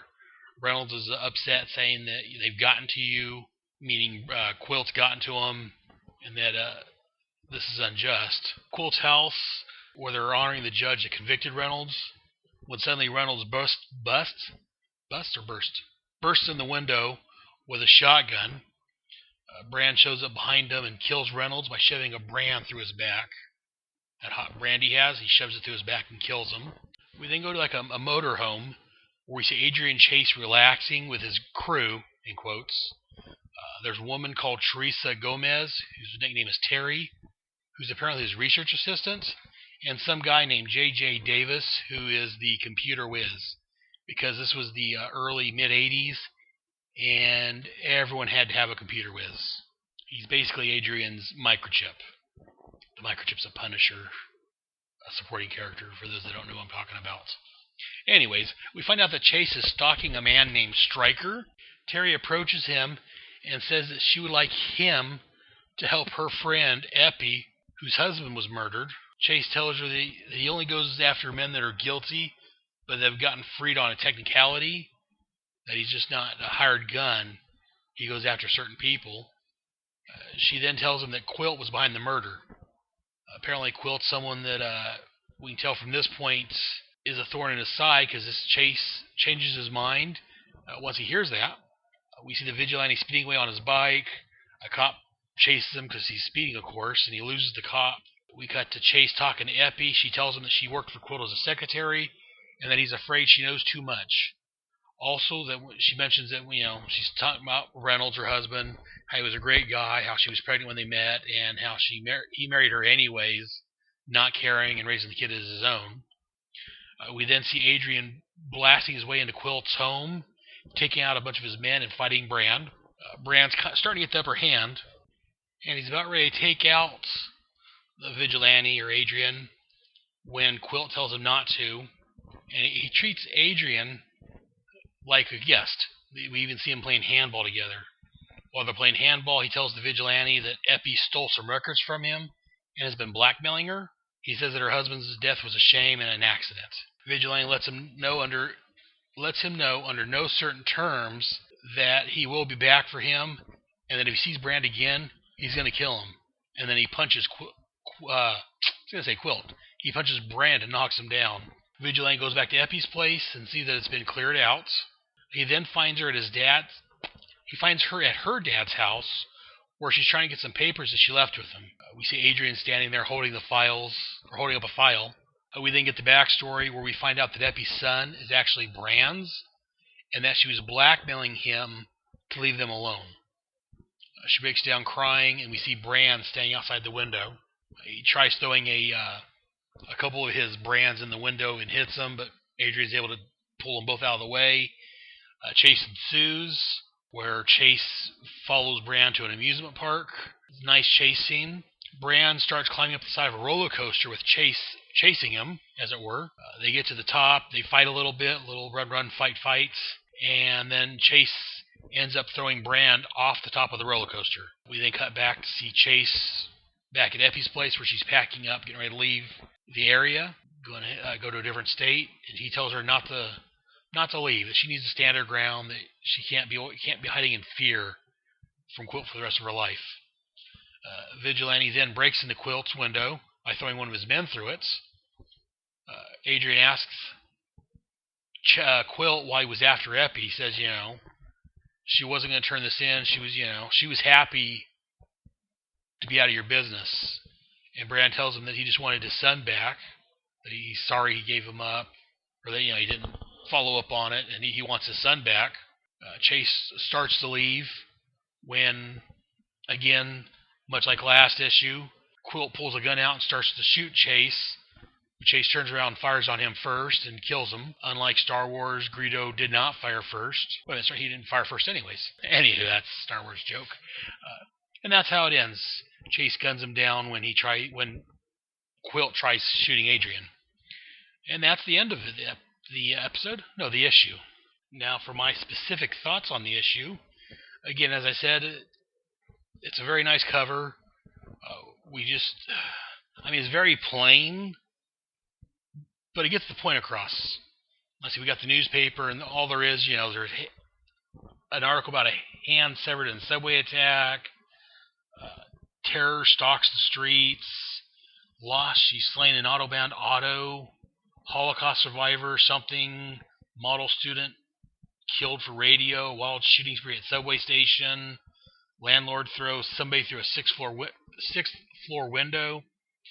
And in front of that, we just see Adrian Chase, a.k.a. the Vigilante, standing there with his gun pointed straight at us. It's a fantastic cover. Then, like I say, the story starts out. The first page gives us a little recap. And it's done... the title of the story, as I said, is A Fable for Our Times. And the way it's written in old style script. And, it's once upon a time, there was a district attorney named Adrian Chase who fought to put the bad people in prison. Although Adrian's conviction rate was high, technicalities let many a criminal go free. And so forth. And it looks like it's on parchment paper. It's very, very fairy tale-ish looking. The last panels on here says, Adrian died for 7 minutes. That's called clinical death. Adrian went away for a long time, and where he went, nobody knew. But when he came back, he was a very different man. On the second page, it says, he became the Vigilante. It gives us the fantastic created by Marv Wolfman and George Perez. And then it gives us our credits, illustrated by Keith Pollard and Dick Girodo. And we see the Vigilante standing on a rooftop, a rifle on one arm, his leg cocked up on the ladder. Very nice. This page could be a poster. In fact, I'm going to probably post this page up also on my site for you to look at. Then on the next page, we see Brand. He's got a mohawk with white poofy hair, white glasses it looks like, a white bodysuit. Very 80s. I don't know, it's just a very 80s suit. Talking with Quilt. And we see some stray cat coming in, going to attack the dogs, and when Brand's going to take him out, Quill tells him no, and the mother of the dogs jumps in and attacks the cat and kills it, and he tells him, the first rule of nature, Brand, always protect what's yours. Now I've got a job for you. Which, not realizing it now, but after you read the story, that this ties into the very end. So I like the way it starts out with this, and then we'll get to the end here in a minute. I've already mentioned it, but it starts out with the moral, moral is the right word, but with him saying, you always protect what's yours. And we show that, there's a mother dog protecting her pups. It's very nice. Next couple pages is the scene where Brand is breaking into the Reynolds house, threatening him. Again, I like the way it's written. It's very vague. We don't know what Quilt's after or why he sent Brand here at this point. The mother's telling Tommy to run to the bedroom and lock it behind him. It's very nicely written, very nice artwork. While this isn't George Perez, Pollard isn't a bad artist, and Giordano is another classic writer, a classic artist, a great penciler. Inker. I'm assuming he inked this from the credits, so it did a great. Or actually, it wasn't from the credits. The credits just credited both Giordano and Pollard for the art. But Mike's Amazing World of Comics.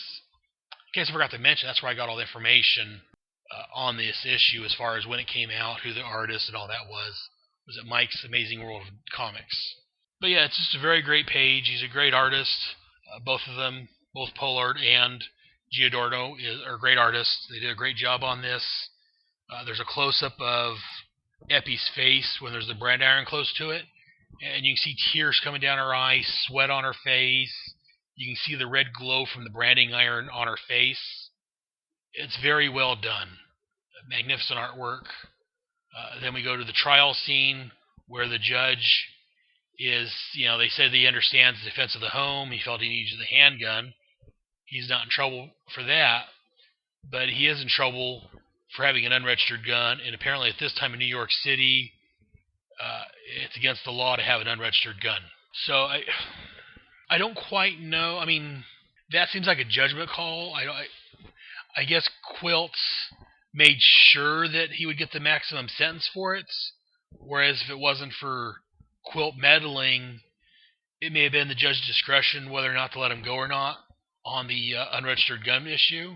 But Reynolds is sure that Quilt got to him. At this point, I mean, if it wasn't for the fact that a couple of panels next to it, we see Quilt honoring that same judge, I would think that maybe Reynolds is overblowing things and he's just paranoid.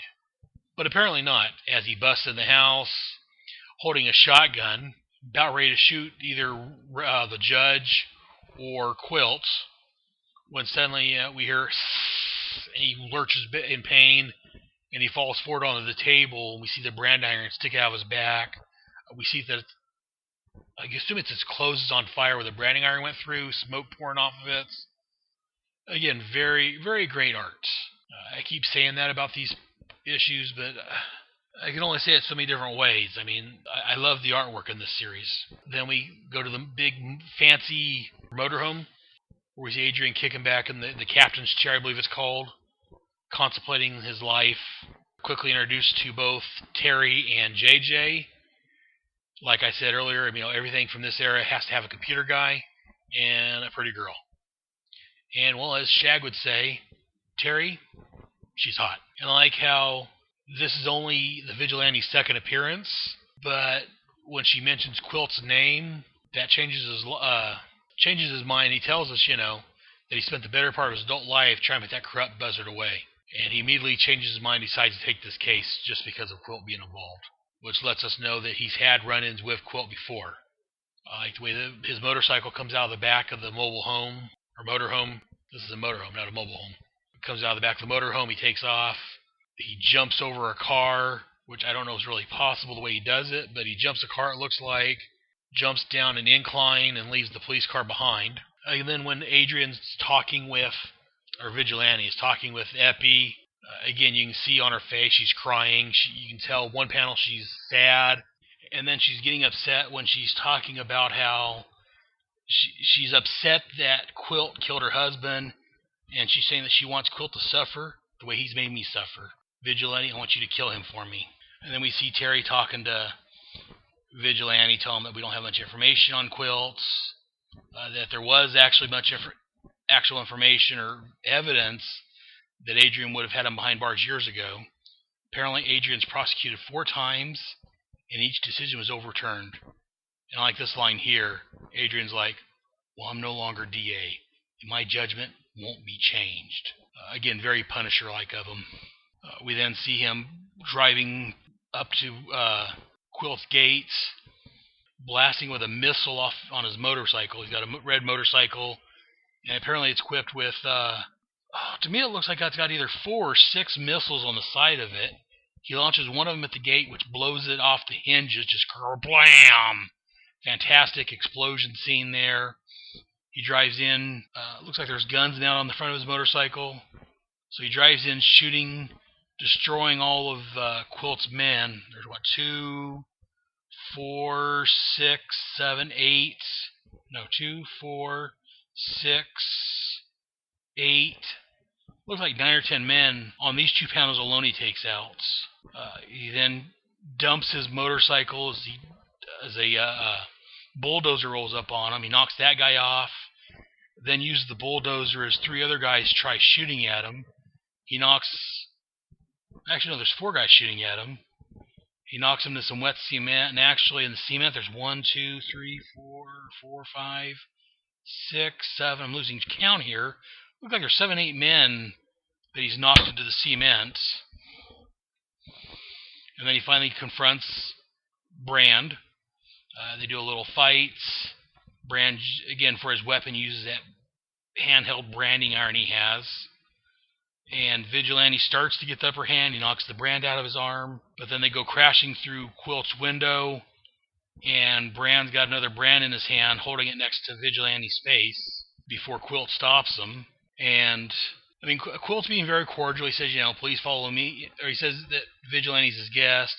He says, do you need anything for your injuries? Meanwhile, Vigilante's telling me he's scum. Quilt's saying, I won't argue. My life is certainly blemished. And while he's telling him, I am a scumbag, but the world's full of scumbags. They're playing handball. And again, great artwork. We see that Quilt's sweating as he's playing, showing how hard he's playing. And I like this, that, when Quilt says, are you satisfied? Have I quelled your burning need for this vengeance? Vigilante says, Reynolds is still dead, Quilt, and I'm still going to get you. Just not now. And as for your goon here, if I ever see him again, he's a dead man. As he punches Brand in the face and knocks him down. As he's doing, very great. We see on his arm his shoulders ripped, and we see where apparently Brand hit him with his branding iron earlier on, because there's a bee in it, branded into his flesh. We then cut to Adrian, like I said, finding Epi's apartment empty. And it doesn't really say that she ran, but you can tell the way he's opened the door, and it's just one room, but it's empty. You can tell that she took off for the hills. We then, as I said, we cut over to Epi's dad's house. And I was mistaken earlier. I thought Vigilante was holding him, but no, her dad gives her the files. And as she's looking for him, that's when Vigilante shows up and asks, was that what I was killed for? And she's like, well, how'd you know? And he says, basically, I checked out your relatives, and, I've checked your bank accounts. You don't have any large sums of money, so what are you blackmailing Quilt for? And that's where we get the story that Quilt is actually her son's daddy, is actually the baby daddy. Outside the window, we see Brand crawling up the side of the little enclosure to the back patio. We see him watching. He's got like 3 or 4, if I can learn how to count. Looks like 5 brands in his hand as he's peeking through the curtains. He throws a couple of the brands in. Vigilante shoots at him, then takes off chasing him. Get a fantastic car ride, crashing through the fence of the amusement park. Running through, we see all these people dodging the car and motorcycle. Great scene. We then see Brand climbing up the side of the roller coaster, throwing his brands down on Vigilante. One hits his face, it looks like. A great little fight up here. Brand is swinging his brand around, trying to hit Vigilante. We see a roller coaster coming towards them. If this was a movie, very climatic. As they're fighting atop of the Cyclone roller coaster, they're fighting. The roller coaster's coming at them. When suddenly Brand's on top of Vigilante, trying to brand him again. Vigilante's able to take the brand from him, hits him in the face, and knocks him off the roller coaster. I like this one line. He says, No one ever died riding the Cyclone all the while I was growing up. But I guess times change. Then we're back. He says, he hears sirens from the 60th precinct several blocks away, meaning he had to leave. We see him back at Eppie's place with her cleaning his wounds. And I like how, he tells her, if this is where you prefer to live, then live here. We can't continue to let those who are innocent suffer while the guilty get away without punishments. While trying to be fair, while hoping to be merciful, we forfeited fairness and mercy. In the name of justice, we've cheerfully sold off the right of the honest man to live off the fruits of his honest work. So stay here and work here, because if you flee, if everyone runs, then you've surrendered your life, your happiness, your freedom to the criminal element. In effect, you allow them to win. And it's time for the little man to win. And then we see him throwing one of Quilt's bodyguards through the window. As I said, on the desk. Apparently this is the next day or so, because there's a newspaper on Quilt's desk saying there's a shootout at Coney, which I'm assuming is a shootout. I'm assuming it's Coney Island. I'm assuming it's referring to Bran and Vigilante's fight on top of the roller coaster, but it wasn't so much of a shootout, so I'm not quite sure. But again, great scene. We see Vigilante with Quilt's papers in it, or Quilt's files in his hand. He's telling me, with this information, even his own grandmother would convict him. And that's when he opens up his drawer. He pulls out a picture of himself holding his son, I guess before Eppie took off. In an open drawer, we can see there's a gun laying there. Great. Some more fantastic artwork. I mean, even the picture frame's got light on it, or reflection on it. You can see the light hitting the picture frame. The coffee's got steam coming off of his pipe's got smoke coming out. A lot of things that people may miss as an artist that Pollard and Giordano got perfect in here. And like I said, from the same thing from last issue, the bad guy went to shoot, whereas last issue actually did shoot Robin and Vigilante. This time Quilt pulls a gun out to shoot him. And as we talked about at the beginning, he says, when we talked about protecting your own, he says, I never knew him, never watched him grow up. She blackmailed me to keep me away from him. I wanted to know him. It's as simple as that. And I'm going to get him, Vigilante. Tommy's my son. And you protect what's yours. Which is a callback to that first scene we see of him where he's watching the mother dog protect her little pups. So he pulls the gun on Vigilante. You don't do that. That's kind of stupid. Vigilante's a quicker draw. He pulls his gun, one shot. Bam. He's all, that's just what Eppie was doing, Quilt. Protecting what was hers.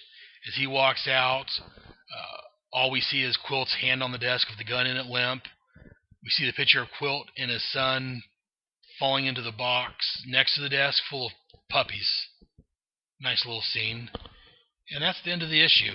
And this issue ends with a Meanwhile column, which was big at the DC at the time, talking about everything going on at the DC Comics, or whatever story. This story looks like it's by Dick Giordano. But that's the issue. Again, it was a great issue. Fantastic artwork. I love the artwork. I thought Marv Wolfman, he's a fantastic writer. I love his work.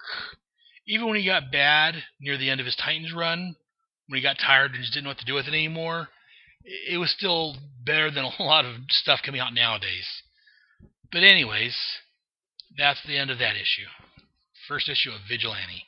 And here's an ad for another wonderful podcast I listen to. Hello, I'm Albie. And I'm Heather. And we do the Quantum Leap Podcast. It can be found at quantumleappodcast.com and also on iTunes. We are starting at the beginning of Quantum Leap and going through all the episodes. This is my first time watching, and Albie has seen them during their original run. In each podcast, we talk about the overall thoughts of each episode. We do an episode recap if you haven't seen them in a while, just to refresh your memory. And then we do a detailed plot discussion. And we also have some great interviews. Scott Bakula, I remember being very, very generous of spirit and very, very kind to his fellow actors. It was my first kiss ever. So I am getting to kiss Scott Bakula on screen. And everybody involved with it was just terrific. And I'm always amazed that people come up to me and remember that episode and can quote things from it that I can't even quote. So if you're a leaper, it'd be great if you came and joined us. And if you've never heard of Quantum Leap, it's maybe a good time to start watching it because you have a podcast to go along with it. So please give our podcast a listen, and hopefully you like us and stick around. go to quantumleappodcast.com to listen to new episodes. I just discovered that podcast and I'm loving it already. Definitely go check it out. But again, it's time for another one of my segments. Here we go. Yo, Joe! He'll fight for freedom wherever there's trouble. G.I. Joe is there. G.I. Joe, American hero. And the masters of the universe. Teenage Mutant Ninja Turtles. Teenage Mutant Ninja Turtles. Teenage Mutant Ninja Turtles. Heroes in a half shell. Turtle power. Who you gonna call?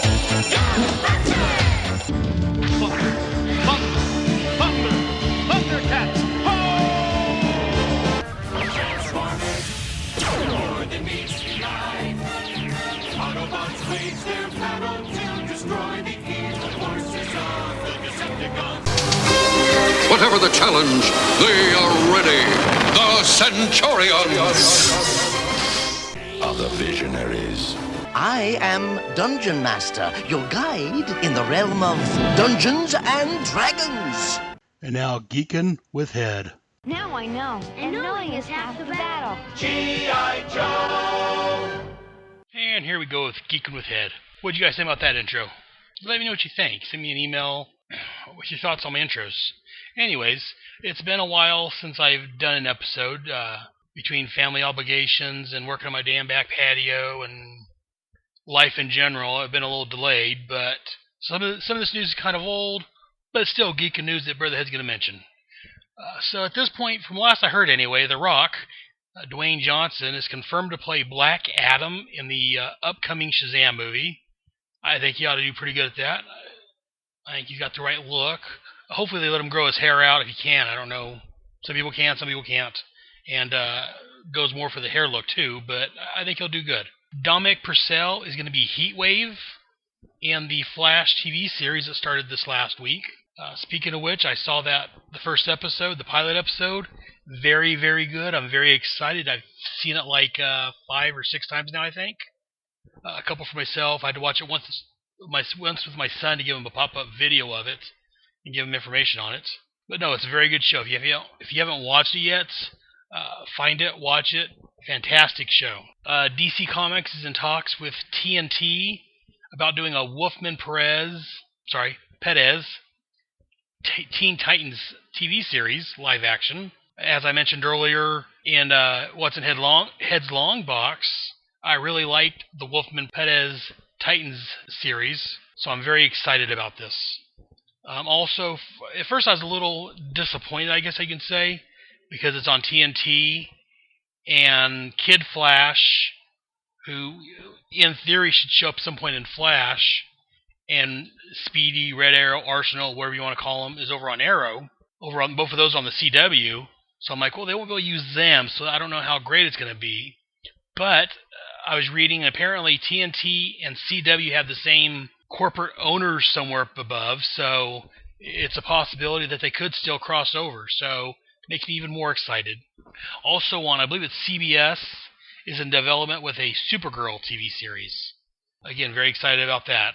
Again, not a whole lot of geek stuff this time. That's what I've got so far. The Rock is going to play Black Adam Shazam. Dominic Purcell is going to be Heatwave and Flash. Also in Flash news, from the old Flash TV series from the 90s, I think her name was Amanda Pays. Gal played Tina McGee. That actress is supposed to show up at some point on the Flash TV show. And then DC's in talks about doing a Teen Titans live action series and a Supergirl live action TV series. All very exciting news, very good. Also, I will mention that the new season of Marvel's Agents of S.H.I.E.L.D. started on ABC. That was a very good episode. I enjoyed that. I'm liking what they're doing so far. Agents of S.H.I.E.L.D.'s a good show. They've also announced that this season Mockingbird is supposed to make an appearance, played by Adrian Paladecki, I believe it is. The pictures I've seen, she's got dark hair and she's working for Hydra. I'm hoping she's working undercover, and when they actually reveal her for real, she's got blonde hair, as that's how Mockingbird looks. In the comics, she's been a love interest of Hawkeye's. So we'll see how they play her here. Also, the Arrow has started back up over on the CW.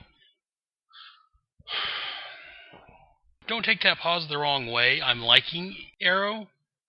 It's just they've introduced Dr. Ray Palmer, a.k.a. the Atom, a.k.a. one of my favorite heroes, and I'm not quite sure about his character yet. In the comics, he's always been a physicist, a teacher, a hero, sometime leader of the Titans, Justice League member, but in this show, so far what they've shown of him, he's a business tycoon. He's trying to buy Queen Consolidated. In the first episode, he landed on the roof in a helicopter. I'm not 100% sold yet. I'm going to give it a little more time, because again, the Atom is my favorite character, but I don't quite know yet. We'll see. Anyways, that is this episode's of Geeking with Head. I know this episode's Geeking with Head wasn't very long, but time for another commercial break. It started as an idea, a flicker. Now with a simple voice email to the Superman in the Bronze Age podcast, that flicker has become a flame. Now, Russell, you're ready to start a podcast. Yep, you're ready to go. Yes, start it, and then we can email you. Whoa. And Russell has been, the most consistent emailer. I think it's time that he does start a show. DC Comics Presents. After Dave's done, and you're not covering every issue, so he could do all of them. I would highly recommend that, actually. That would be awesome. So there you go, Russell. Go for it. I can't wait to hear his reaction to this. Well, boys, here's your response. The DC Comics Presents show, hosted by me, Russell Bragg. On each episode, I will cover one issue of DC Comics Presents, in publishing order, until I reach the end of the series. I will also be covering all 4 annuals. Plus, I will be doing a character spotlight on each of Superman's guest stars, and we'll be going to the spinner rack to see what other comic books were available. Join me each episode of the DC Comics Presents show. Please go to the show's website at www.dccpshow.com for more information. That's DCCPSHOW. I've just started listening to this podcast. It's pretty good so far. Definitely check it out. Anyways, time for my next segment.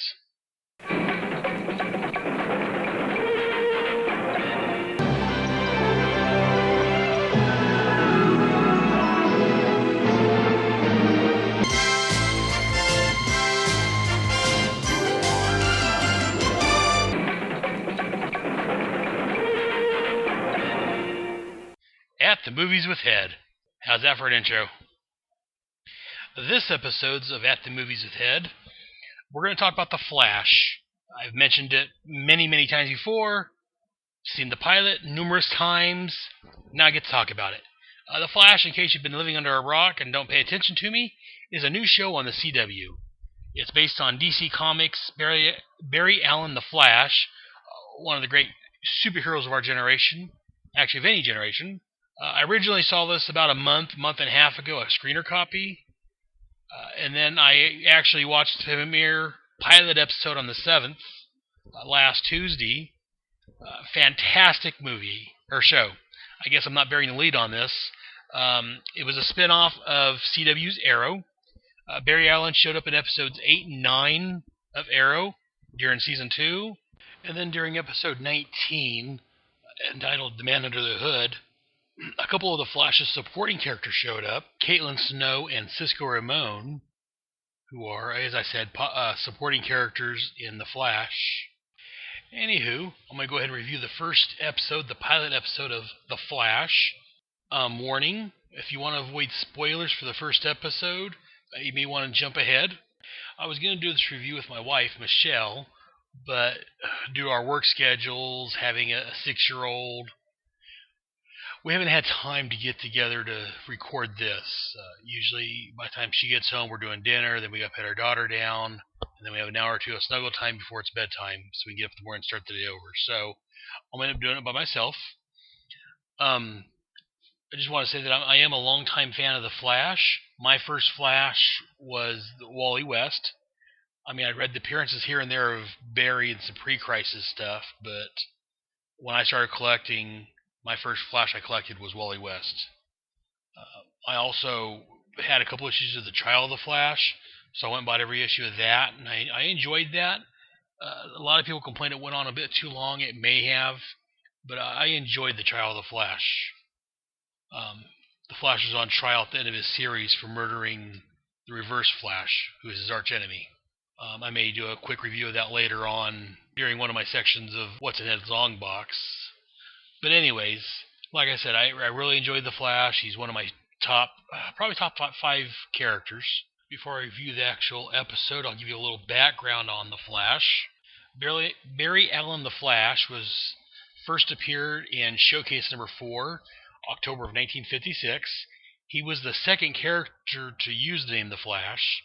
The original's name was Jay Garrick back in the Golden Age. I'm not going to really cover him at this point. Barry Allen was a police scientist for Central City Police Department. He had a reputation for being very slow, frequently late. One night he was at work and a bolt of lightning came through his window, smashing into him and knocking him into a bunch of chemicals. Barry then discovers that he's got super speed, like his hero of comic books, The Flash. So he donned himself a red costume and took on the name of his hero and became The Flash. He ended up joining the Justice League of America. Him and his fiancée, Iris West, ended up getting married. The Flash had a series of adventures. He would keep his ring stored... He would keep his costume stored in his ring with a special chemical to allow it to shrink down so he could pop it out wherever he needed it. He invented an invention called the Cosmic Treadmill that allowed him to travel through time. Speaking of traveling through time, his archenemy was known as the Reverse Flash, or Professor Zoom. He was from the 25th century, I believe. In fact, it was the Reverse Flash, Eobard Thane. Hope I'm pronouncing that right. Anyways, Thane came back to the past at some point, and he ended up killing Barry's wife, Iris West. Barry continued on being a superhero, ended up meeting another woman named Fiona Webb, who he got engaged to. And on the day of his wedding, his old buddy, in air quotes, the Reverse Flash came back and threatened to kill Fiona. So there was a race across the country, and Barry Allen, aka the Flash, grabbed the Reverse Flash right before he was about ready to shove his vibrating hand through Fiona's head to kill her. He pulled back on him and snapped the Reverse Flash's neck, killing him. Then for the next, I think it was like 2.5 years, there was the storyline known as the Trial of the Flash, where Barry Allen was the Flash was on trial for murdering the Reverse Flash. Again, a lot of people, this is where I picked this whole storyline up after the fact. From what I've read in previews about it, or reviews about it actually, a lot of people thought it went on way too long, didn't care for it. It's hard to say. I enjoyed it, but again, I went back and picked up the issues individually later on and read them in like 1 or 2 sittings. So it's not like I had to wait 2.5 years for the trial to continue. So it's hard for me to say that it went on too long. I enjoyed what I read. Fiona Webb, not knowing that the Flash saved her life and killed a man doing so, all she knows is that her fiancé, Barry Allen, stood her up on her wedding day, so it kind of broke her mentally. The Flash went on trial. During the course of the trial, he ended up fighting a guy named, I think it was Big Sur, who smashed him in the face, just destroying his face. He went to Gorilla City, which is a hidden city in the middle of Africa, inhabited by gorillas. There, they used their technology to repair Barry's face, but he requested for them to give him a different face, so no one would recognize him. So they did the job, but at this point, we didn't see what he looked like. He went back to America, continued the trial, and during the defense, his lawyer, without Barry knowing about it, tried a risky move. His lawyer knew that the Flash was really Barry Allen. So during court, to prove, that Barry killed the Reverse Flash to save the life of his fiancée, removed the Flash's cowl, revealing an unidentified man. Fiona Webb was in the courtroom watching the trial, and when the defense lawyer pulled off the mask and said, "That's Barry Allen," Fiona went into hysterics, and she kind of lost her mind. Anywho, the trial continued.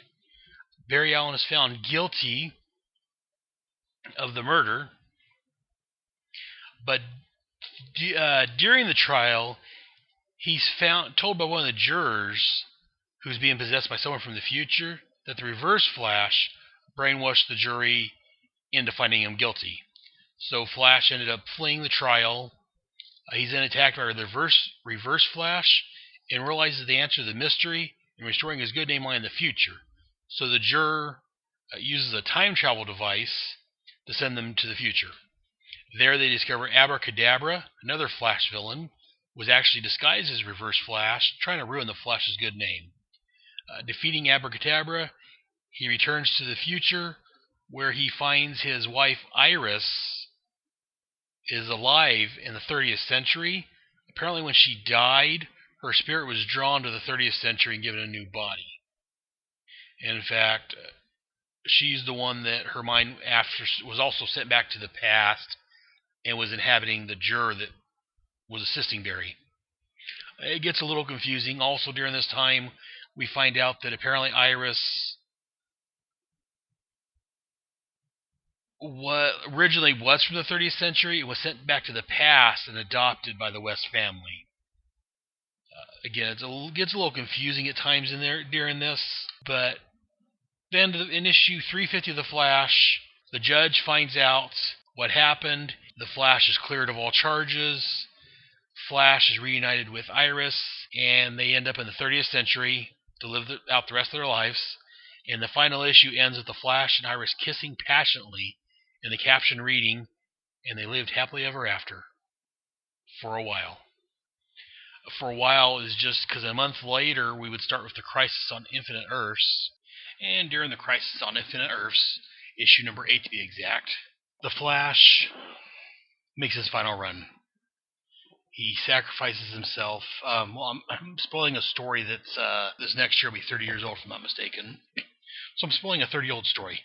In this Crisis on Infinite Earths is tells a story about this guy called the Anti-Monitor, who's trying to destroy all the Earths. There's multiple Earths. I'm not going to get into that whole thing right now. And he's being opposed by his twin, I guess, the Monitor. The Monitor gathers a bunch of Earth's heroes to help him stop the Anti-Monitor from destroying all the Earths. Anyways, I may talk about this series later on. It was a great series, but in issue 8, Barry Allen, the Flash, sacrifices himself to stop the Anti-Monitor's tachyon weapon from destroying the Earth.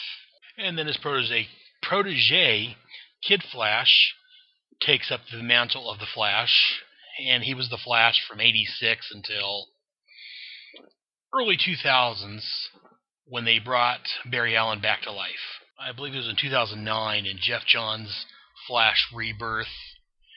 It was also tied into the Final Crisis storyline.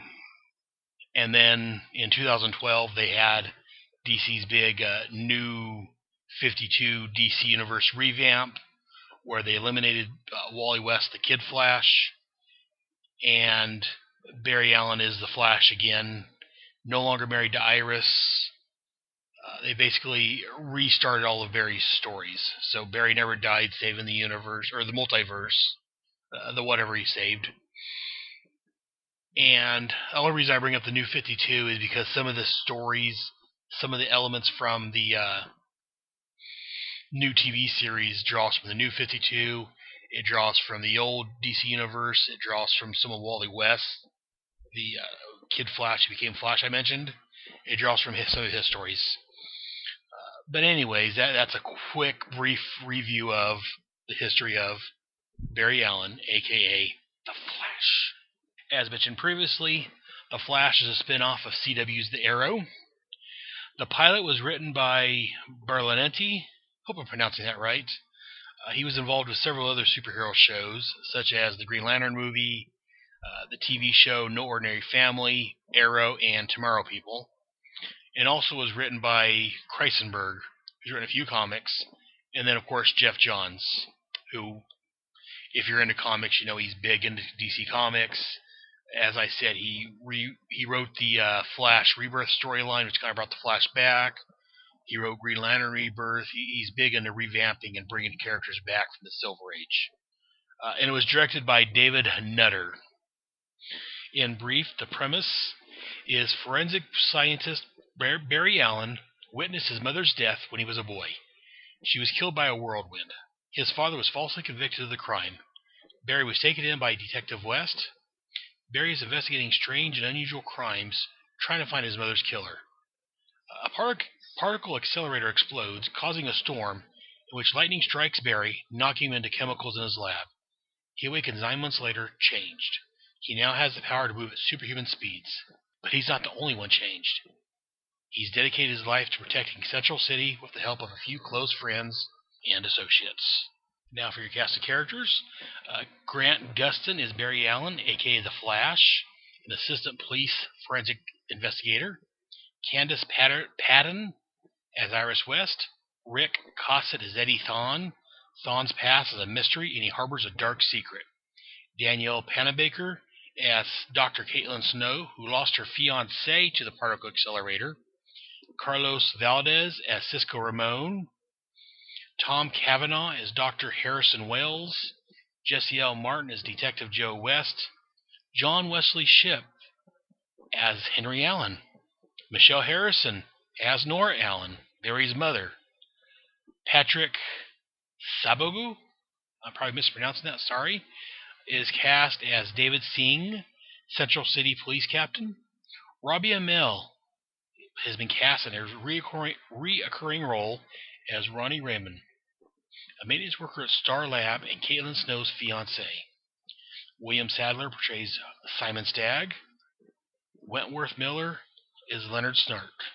On July of 2014, it was announced that Felicity from the Arrow TV series will appear in the 8th episode of Flash, crossing over with Arrow's 8th episode. Now, on to the pilot episode of The Flash. The show starts out with a glimpse of the Flash running through the street. We see a red streak running through the streets. There's a voiceover of Barry Allen saying, "I'm the fastest man alive, and this is my story." We then cut to a flashback to about 14 years ago, where a young kid is getting beat down by a group of older boys. Barry is telling us in voiceover how he's always running from trouble, but sometimes he couldn't run fast enough. Then he's sitting in front of his mom while she's consoling him. His dad comes in and asks if he won. Nora gives him that look, and he says, "Don't do it again," with a little wink. Then we see Barry in bed as he hears noises from downstairs. In his room, the water in the fish tank is starting to float upwards. He goes downstairs to investigate, and he sees a yellow whirlwind around his mother. His dad runs into the room and tells him to run. The next instant, Barry is down the block from his house. As he runs back to his house, Barry is still narrating that he's still running from something much scarier. We cut to the present day, where Captain Singh, Detective West, and Detective Chalk, I think I'm mispronouncing his name, are investigating a bank robbery committed by Mark and Clyde Martin. Barry shows up late to the scene. Captain Singh asks why he was late again, indicating that this is not the first time. Detective West covers for him. Barry analyzes the crime scene. We then cut to Iris West showing up at his lab, wanting to go with him to see some atom smasher smashing. Barry tells her that he's working on the Martin crime. Barry then goes on expressing his love for Harrison Wells' work on the particle accelerator. Barry finishes his test, discovers that the Martins have been at a farm due to some poop that was left at the crime scene. They're able to go to the accelerator, with Iris talking her dad, Detective West, into letting Barry go. Iris makes a quick mention of Barry's adventure in Arrow, in Starling City. Barry tries to ask Iris out at this point, but she misunderstands what he's saying and tells him that he can talk to her about girls because they're, like brother and sister. He's in the friend zone. Harrison Wells comes out, introduces the particle accelerator.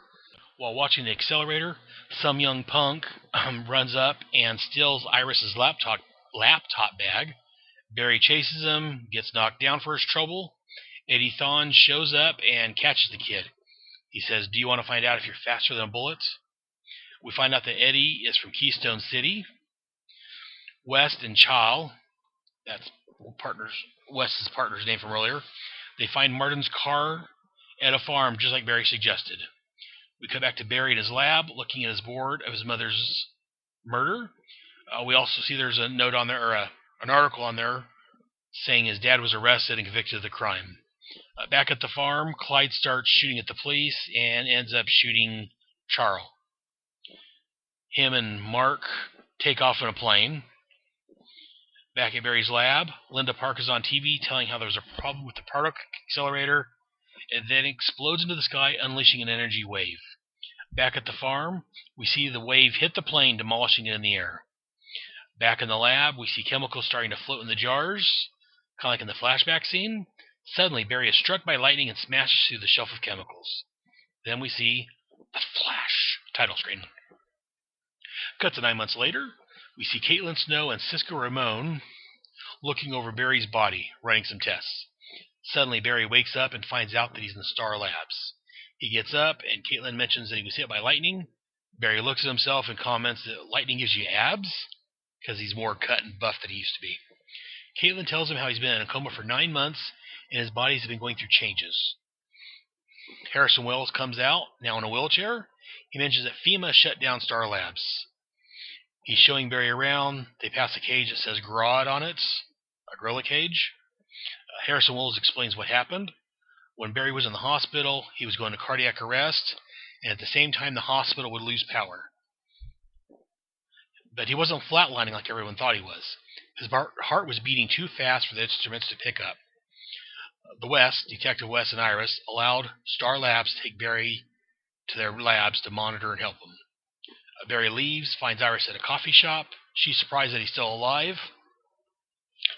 A waitress drops a tray, and Barry's super speed kicks in. He sees it falling in slow motion.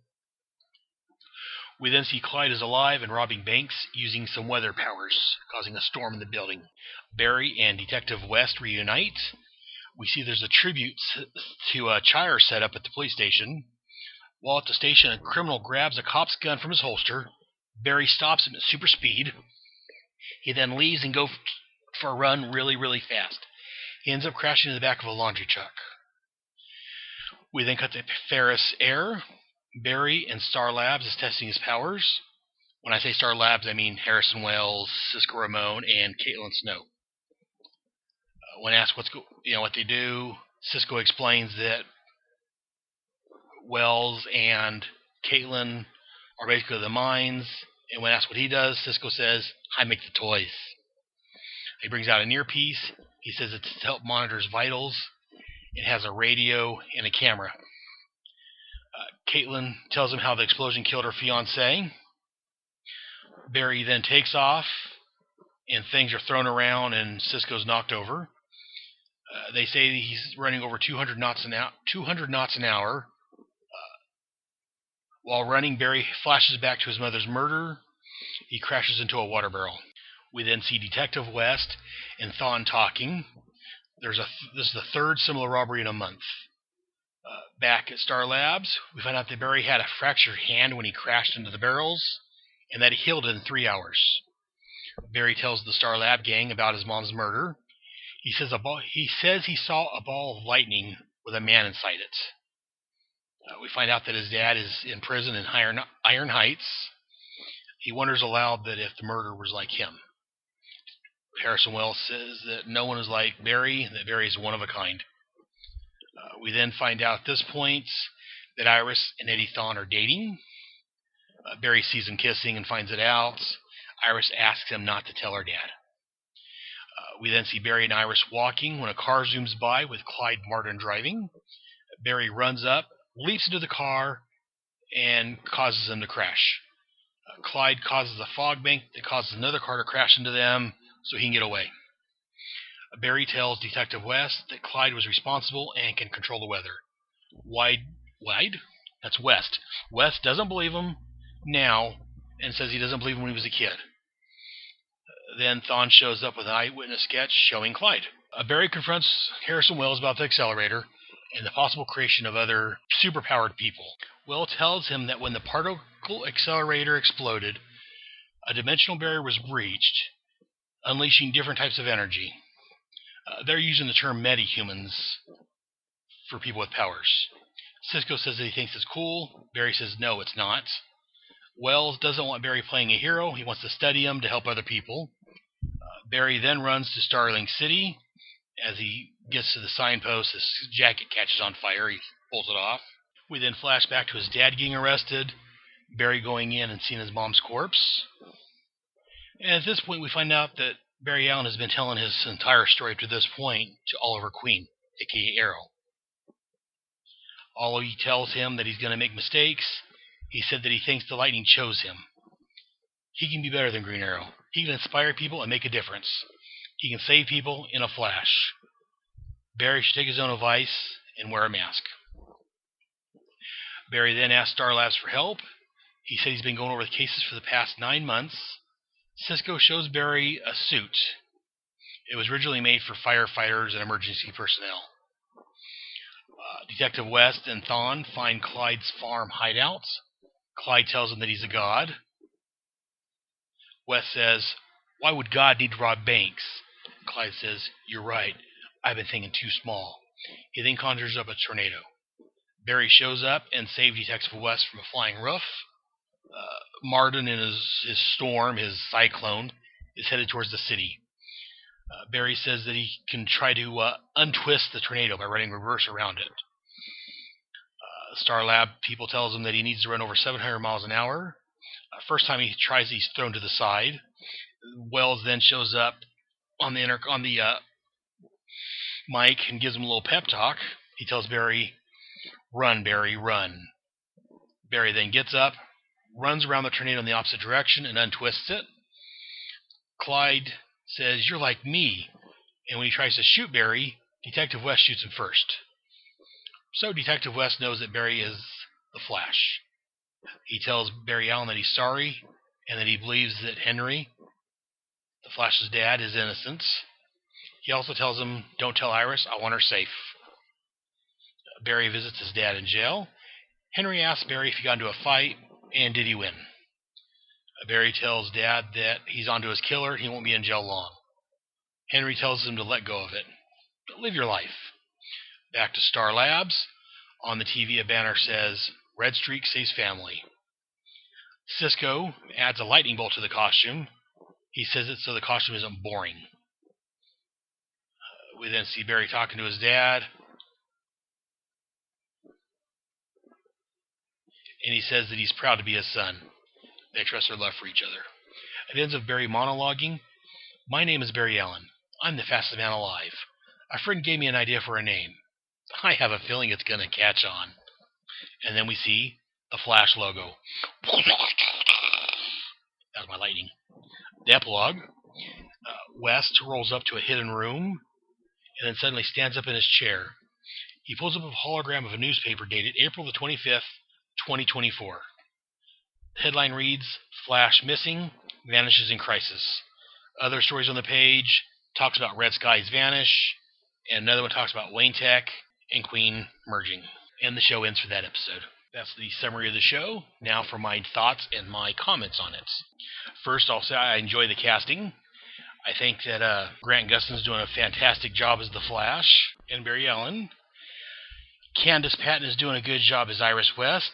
At first I wasn't quite so sure because I've got a big hang-up on when they change the race of a character just to do it. But so far, Candace Patton is doing a good job. Rick Costnet as Eddie Thawne. I'm going to wait and see. He seems doing fine so far. We don't know much about him yet. I'm going to hold off. One of the most fabulous casting choices is John Wesley Shipp as Henry Allen. In case you don't know, Mr. Shipp was the Flash back in the 90s Flash TV series. So it's a nice touch that he's playing Barry Allen's dad in here. So far the cast is phenomenal. I'm loving it. Now for the actual show, I like how it starts out with Barry Allen saying, "I'm the fastest man alive, and this is my story." Most of the Flash comics, or a lot of the times, it says, there's a caption saying, "My name's the Flash," or "I'm the Flash, I'm the fastest man alive," something along those lines. So it's very reminiscent of the comics. Hope maybe at some point they start to be able to, in his voiceovers, he says something about Flash Fact. That's just a nice little touch, I would think. Because in the comics, he would say, Flash Fact, like a little note. Something about what's going on, the science behind something. I think if they had Flash Facts, that'd be a nice little touch. They don't have to, I understand they don't, but anyways, I like the fact that as Barry's running down the street as a kid, he's got a red jacket, a red backpack, very reminiscent of the Flash there. Like his dad's attitude, his dad comes in and asks him if he won the fight, and Barry's mom's, looking at Henry saying, basically don't encourage him, so, he has to get all serious and tells him don't do it again. But you can tell he's doing it with love and with, don't do it again because your mom's sitting here.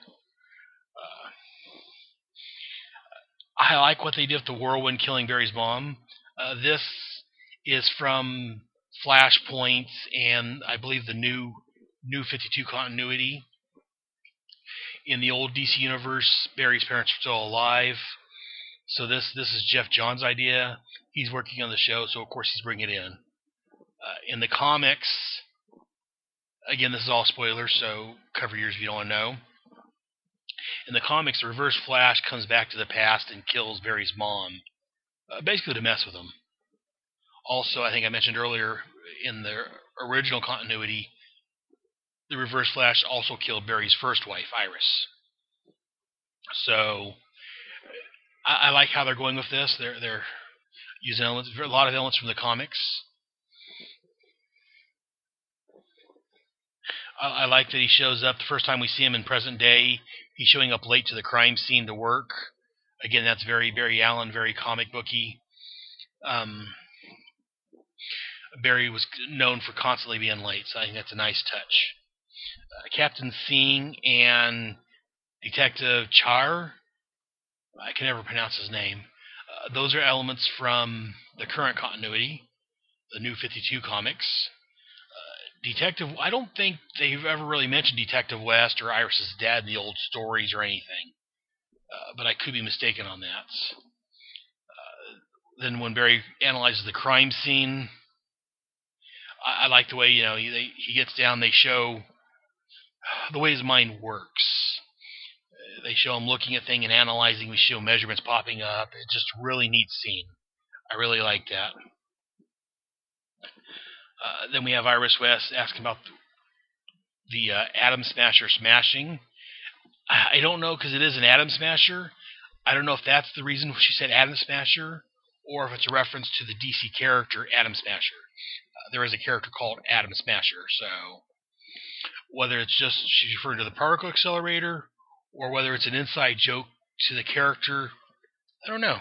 With Jeff Johns on board, I could see being a sly reference to the character. Again, they did reference Barry's adventures over in Arrow briefly.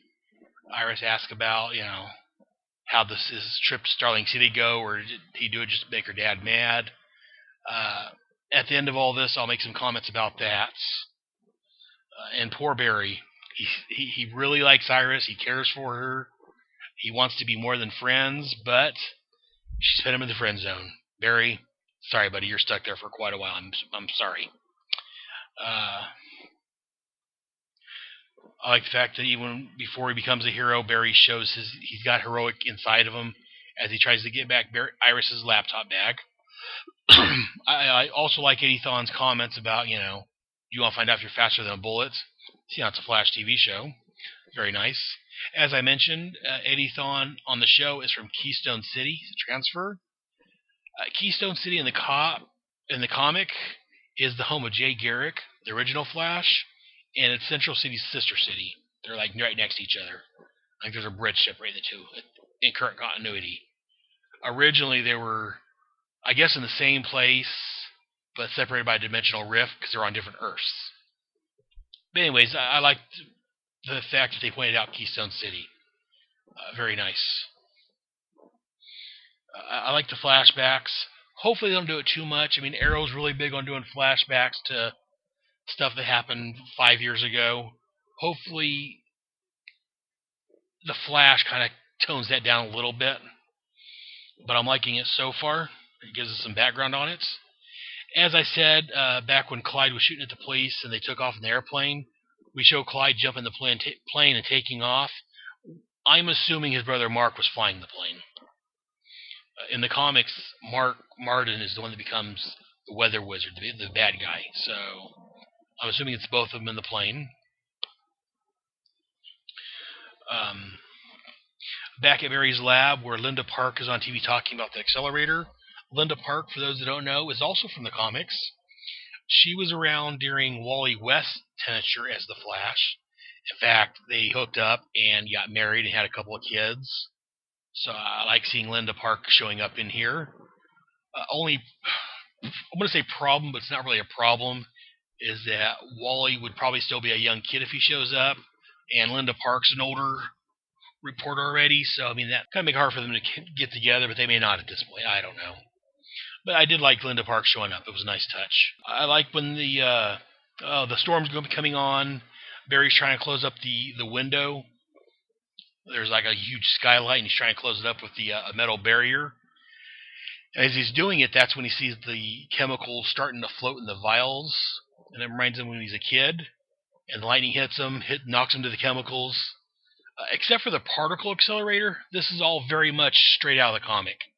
In the comic, Barry's working in his lab late, lightning storms going on, comes through his window, hits him, and knocks him into chemicals, and that's how he becomes the Flash. He's not knocked unconscious for 9 months in the story, but things change. I'm with it. I like after how Barry's hit and he's lying there, we see a little bit of lightning coursing over his body. We cut to the Flash title card. That was very nice. I mean, then the scene where with him and Caitlin and Cisco Ramon when he wakes up, that was nice. Caitlin Snow and Cisco Ramon showed up in last season's Arrow episode. I think it was 20 or so. They showed up, made an appearance. That was very nice. As Wells is showing Barry around Star Labs, or what was Star Labs, they pass a cage that says Grodd and it's been destroyed. That's a reference to Gorilla Grodd, who in the comics is a villain, a foe, an enemy of Barry Allen's. In the comics, he has mental powers. He comes from an African hidden city called Gorilla City, where all the apes have evolved and are super intelligent. And Grodd has mental powers. The coffee shop that Barry goes to, Jitters, that's also from the comics. So that's a very nice touch. The tray falls. Barry's super speed kicks in. He sees it falling slowly. A scene kind of like that's in the comics when he first gets his powers. If I'm not mistaken, in the comics, right after he gets his powers, he's in a diner, coffee shop or something. A tray starts to fall, and his speed kicks in. He quickly tips it and keeps it from falling over. My wife, who's not a Flash fan of the comics, she's never read any of the comics. She loves the show also, though. But she was looking at some a website online had mentioned like 5 or 10 comics you should read before watching The Flash, and one of the ones they mentioned had this scene in it. So she saw that comic. She's like, "Hey, that's from the show." I thought that was kind of nice. I like the way Clyde's using his powers to rob banks. He causes the storm. Again, in the comics, he normally uses a wand, a weather wand, to cause the storms. Here, they're innate to him because of the particle accelerator. I understand the difference. I understand why they've done it. It's a nice touch. Chire being dead, I don't know about that yet. Again, he is from the comics. We'll see what happens. I mean, he's dead, so we're not going to see nothing else with him. I like Chire, but yeah, he's not one of my biggest fans of him, so I don't mind him being dead, I guess. I do like how Barry speed kicked in and he stopped the guy from grabbing the cop's gun out of his holster. That was nice.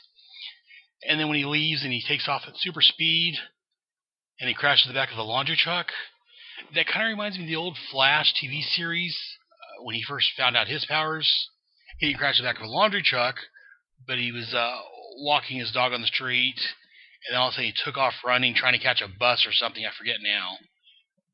The next thing he knows, he's on a beach somewhere because he ran so fast. That was a nice touch.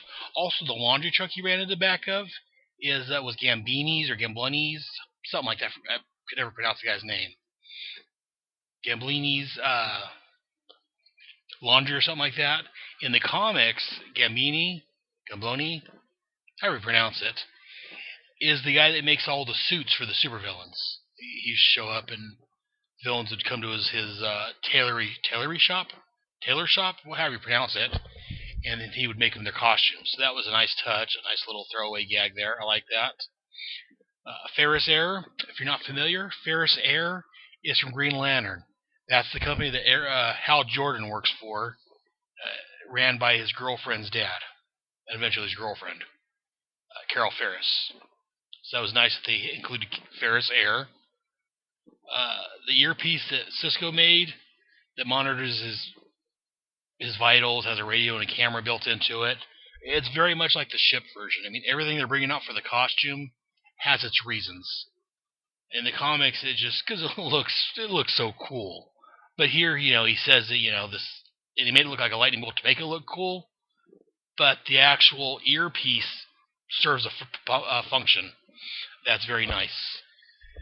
At this point, Caitlin tells us how the explosion killed her fiancé. She doesn't mention him, but we know her fiancé is Ronnie Raymond, who is half a Firestorm. Professor Martin Stein, anyone? I hear originally Professor Martin Stein, the other half of Firestorm, was supposed to show up in the pilot of The Flash, but due to the pilot running too long and not enough time, they cut him out. So I'm waiting for Ronnie to show back up as Firestorm. But that's another story entirely. I like the fact that he can heal very quickly. Like I say, he got a fractured hand, but he healed in 3 hours. That's a nice touch. I like when he's talking to the gang and he's having his flashbacks to his mom getting murdered. You can see it looks like a yellow-suited person inside the lightning, inside the whirlwind that's killing his mom. More signs pointing to the Reverse Flash.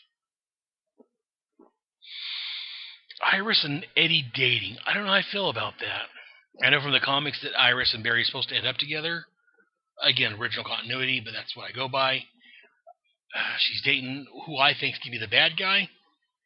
Let's see how this plays out. I like that they're using the term metahumans. Again, that's from the comics. It's very nice. I like how when he was running to Starling City, his jacket kind of caught fire a little bit. He had to pet it out because he was running so fast. That was a nice touch. And again, I liked how he started out saying, this is my story, and we find out that the person he's talking to is actually a Green Arrow. In fact, I was laying here watching this with my daughter, Alexis, who's 6. She's a big superhero fan like her daddy. When she saw that Oliver Queen, Green Arrow, was on there, she was like, "Oh, that's Green Arrow!" She was amazed that he showed up on the show. So I loved her face. That was a nice touch just because of that. I like all these little speech here about how, as a person, as a human, as a hero, he's going to make mistakes. I like the fact that he says that, he thinks the lightning chose him. He says, he can inspire people, he can make a difference, he can save people in a flash. A little reference there to his new future name. And I like how I like how Oliver brings back that Barry should wear a mask, since he's the one that told Green Arrow he should start wearing a mask. Oh, it just comes full circle at that point. Anyways, then there's Barry's costume, his suit. Again, there's a reason for it. Originally, if I'm not mistaken, the 90s version, it was to help keep friction away from him and what have you. This time it was a suit that they made to help firefighters, emergency personnel. Again, they actually had a reason for the suit, not just because it looks cool.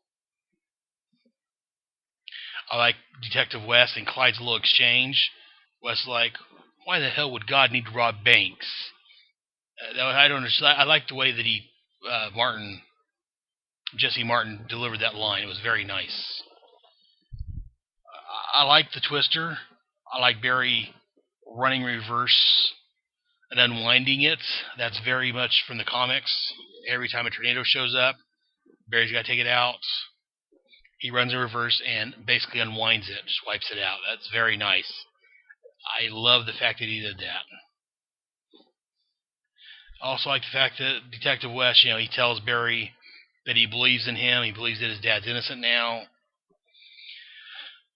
The whole don't tell Iris, I want her to be safe. When I was watching that, I thought that Detective West and Captain Stacy from over at The Amazing Spider-Man, I think they need to meet up.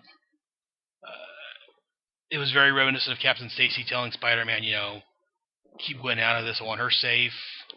Very much the same. Hopefully it doesn't end up as bad for Iris as it did for Gwen. If you haven't seen Amazing Spider-Man 2 yet, I won't say any more, but I'm just laying that right there. Again, when Barry's visiting his dad in jail, I like seeing John Wesley Shipp in the jail. Well, I didn't like seeing him in jail, but I like seeing him as Barry's dad. As I've mentioned, it's a very nice touch. And I like the fact that, he asked Barry if he got into a fight, and did he win? Which was a callback to one of our first scenes earlier in the show when young Barry Allen got in a fight with the kids, and his dad asked him if he got in a fight, and did he win? That was a nice touch.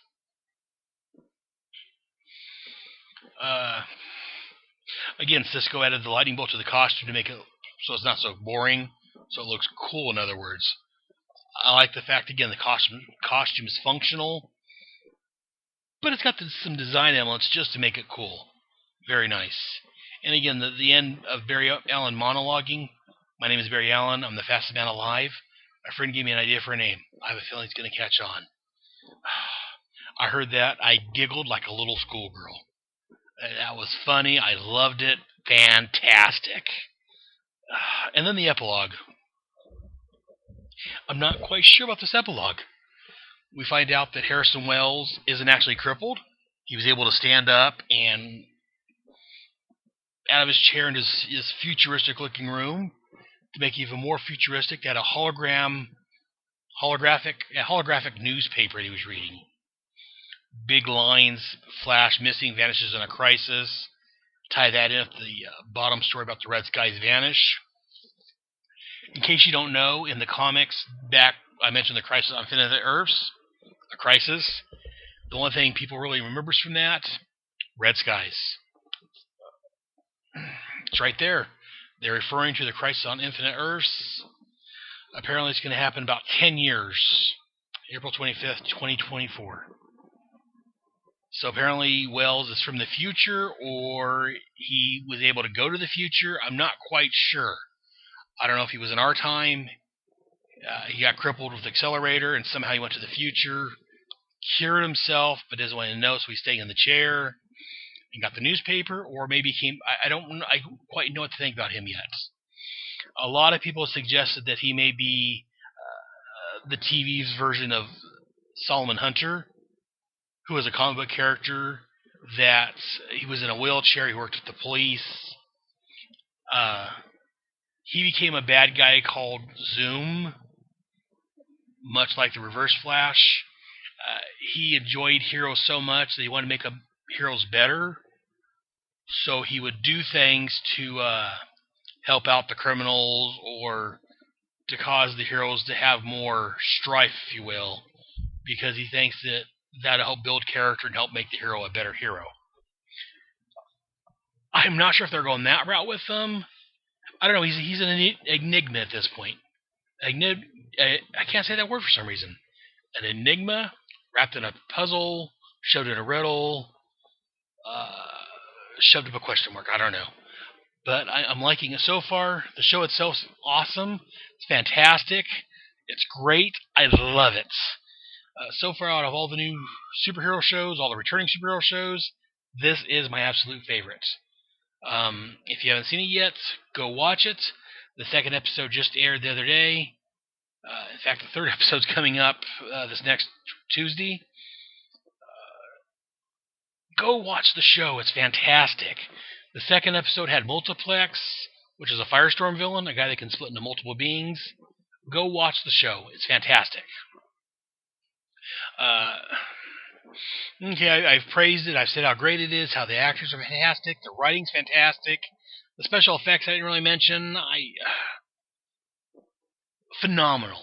Fantastic. I love the special effects, the score. I was going to say there's nothing wrong with the show, but there is a few minor little nitpicks. And mainly it's just, as I said, Barry Allen showed up in episodes 8 and 9 of Arrow. There was some minor continuity differences between that and this, between the Arrow and the Flash first episode. In Arrow, Barry Allen tells... I'm sorry, try that again. In Arrow, Barry missed the accelerator. He got back to his lab. He's talking to Felicity on the phone, telling her, oh, I just missed it. I was too late to get in. He goes in, talking to Felicity on the phone. He hangs up with her, and that's when we see Linda Park talking about the accelerator exploding. On the Flash, Barry gets back in plenty of time from Starling City. In fact, he's back in time to go to the crime scene, find out where the Martins are at, and go to the accelerator with Iris and see it. So, a bit of continuity issue there. That was my biggest concern as far as continuity issue, is that, you know, they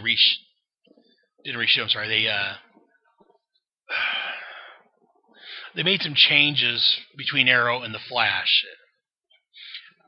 I liked the way the Flash went, don't get me wrong. It just, continuity issues kind of bugged me.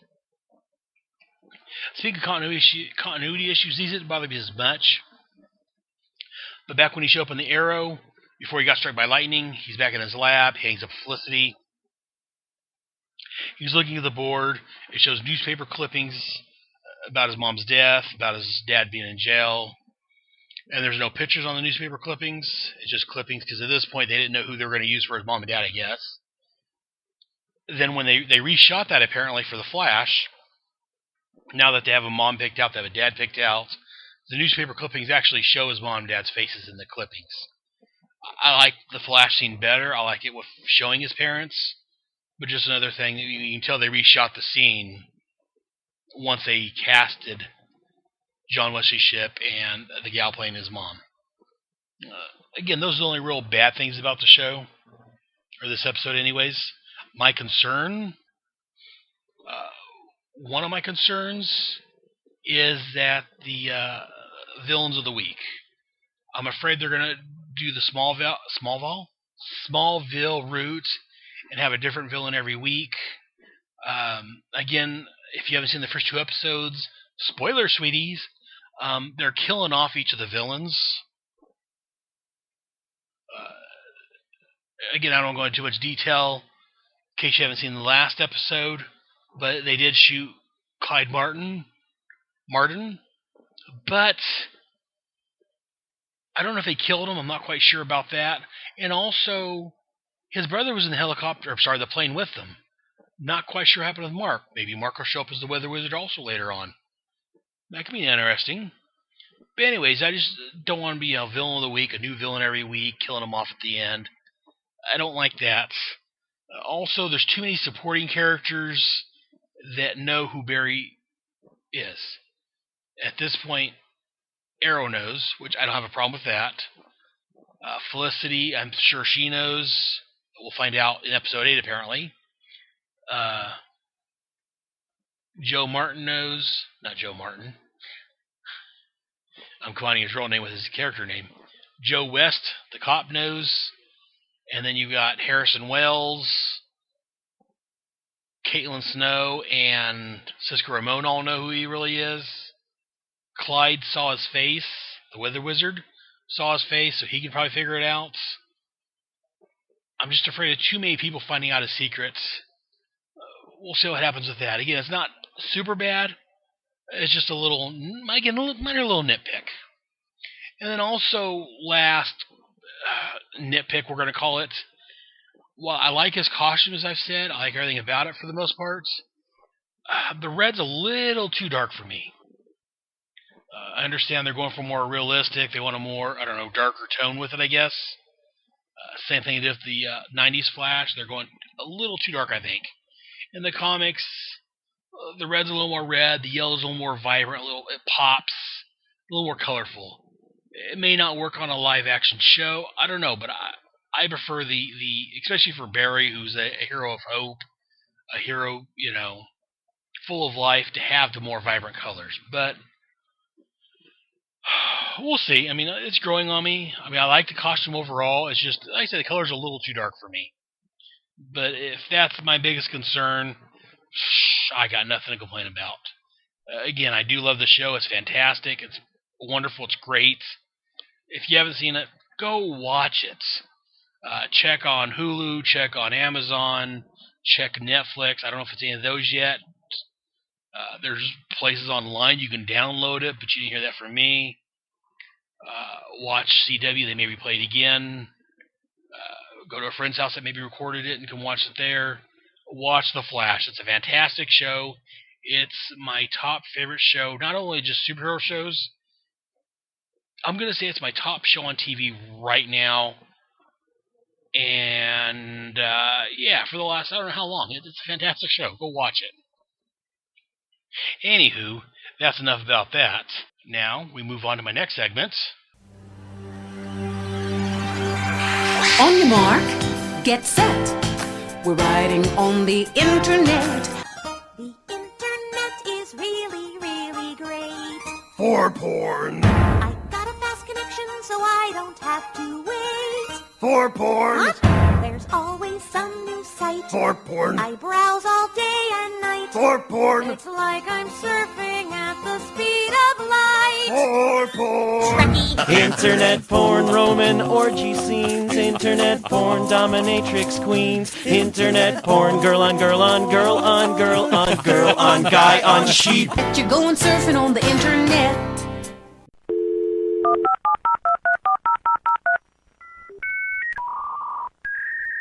Where is Head going?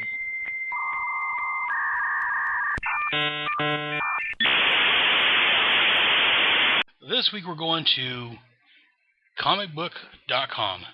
comicbook.com. I don't go to this site a lot. I don't do a whole lot of internet surfing at this point. Too busy. My wife always goes here. She's posting links on Facebook for me.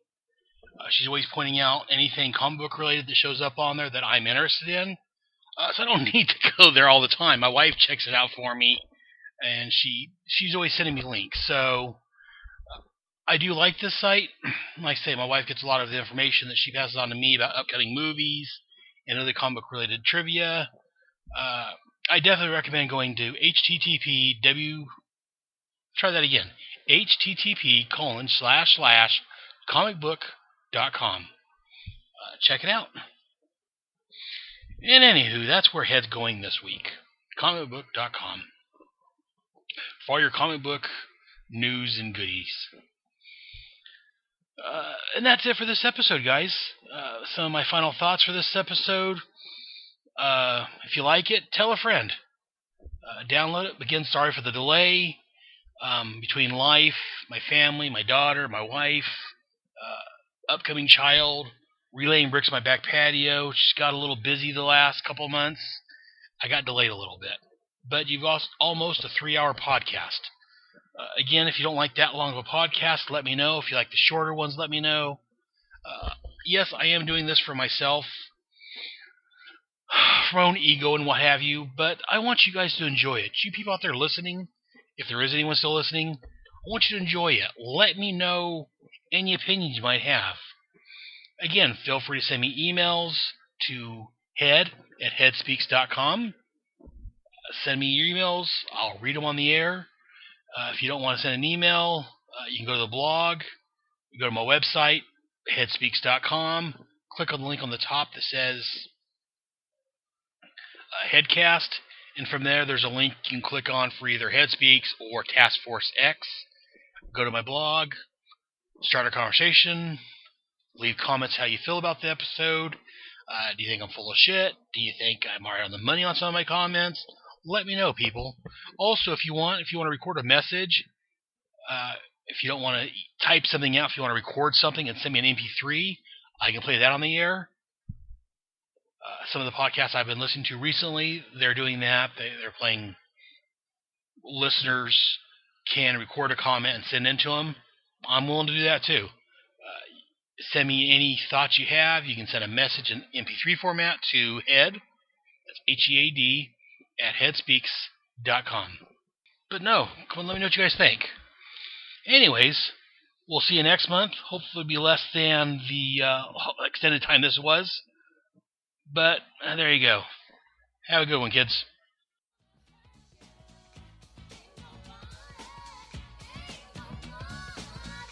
And thank you for listening to another great episode of Head Speaks. Be sure to look for me on the web.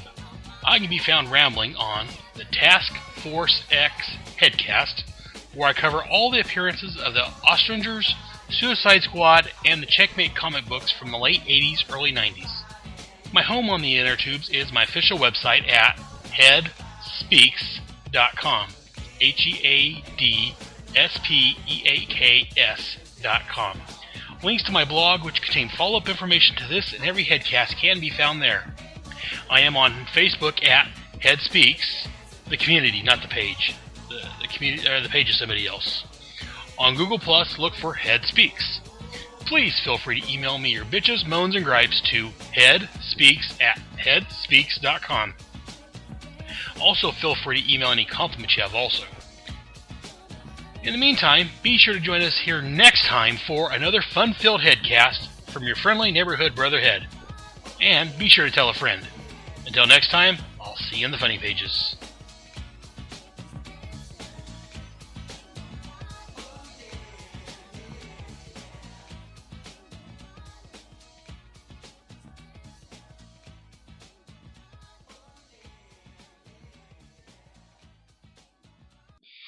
And P.S., I forgot to mention it earlier, this week's ending song is called The Racist by Boogie Down Productions.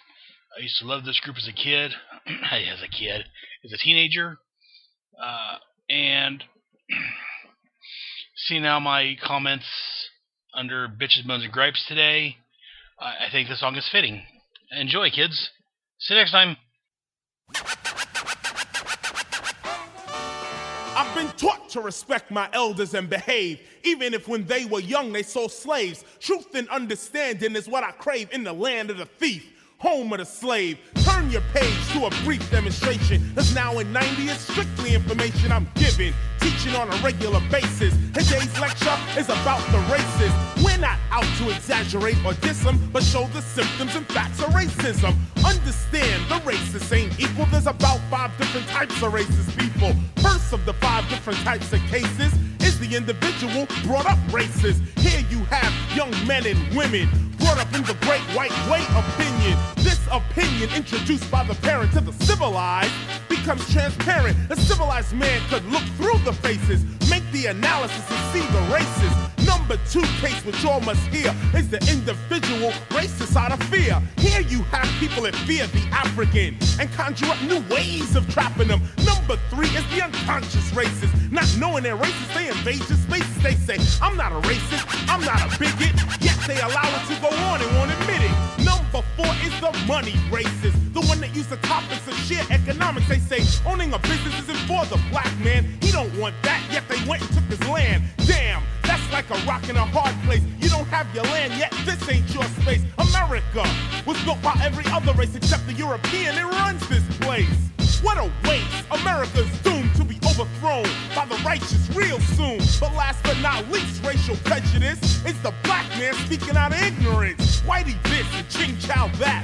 It's not how the intelligent man acts. You can't blame the whole white race for slavery, cause this ain't the case. A large sum of white people died with black, trying hard to fight racial attack. The media wants you to think that no whites really fought and died for civil rights. But once we have a true sense of history, you'll see this too is a mystery. If black and white didn't argue the most, they can clearly see the government screwing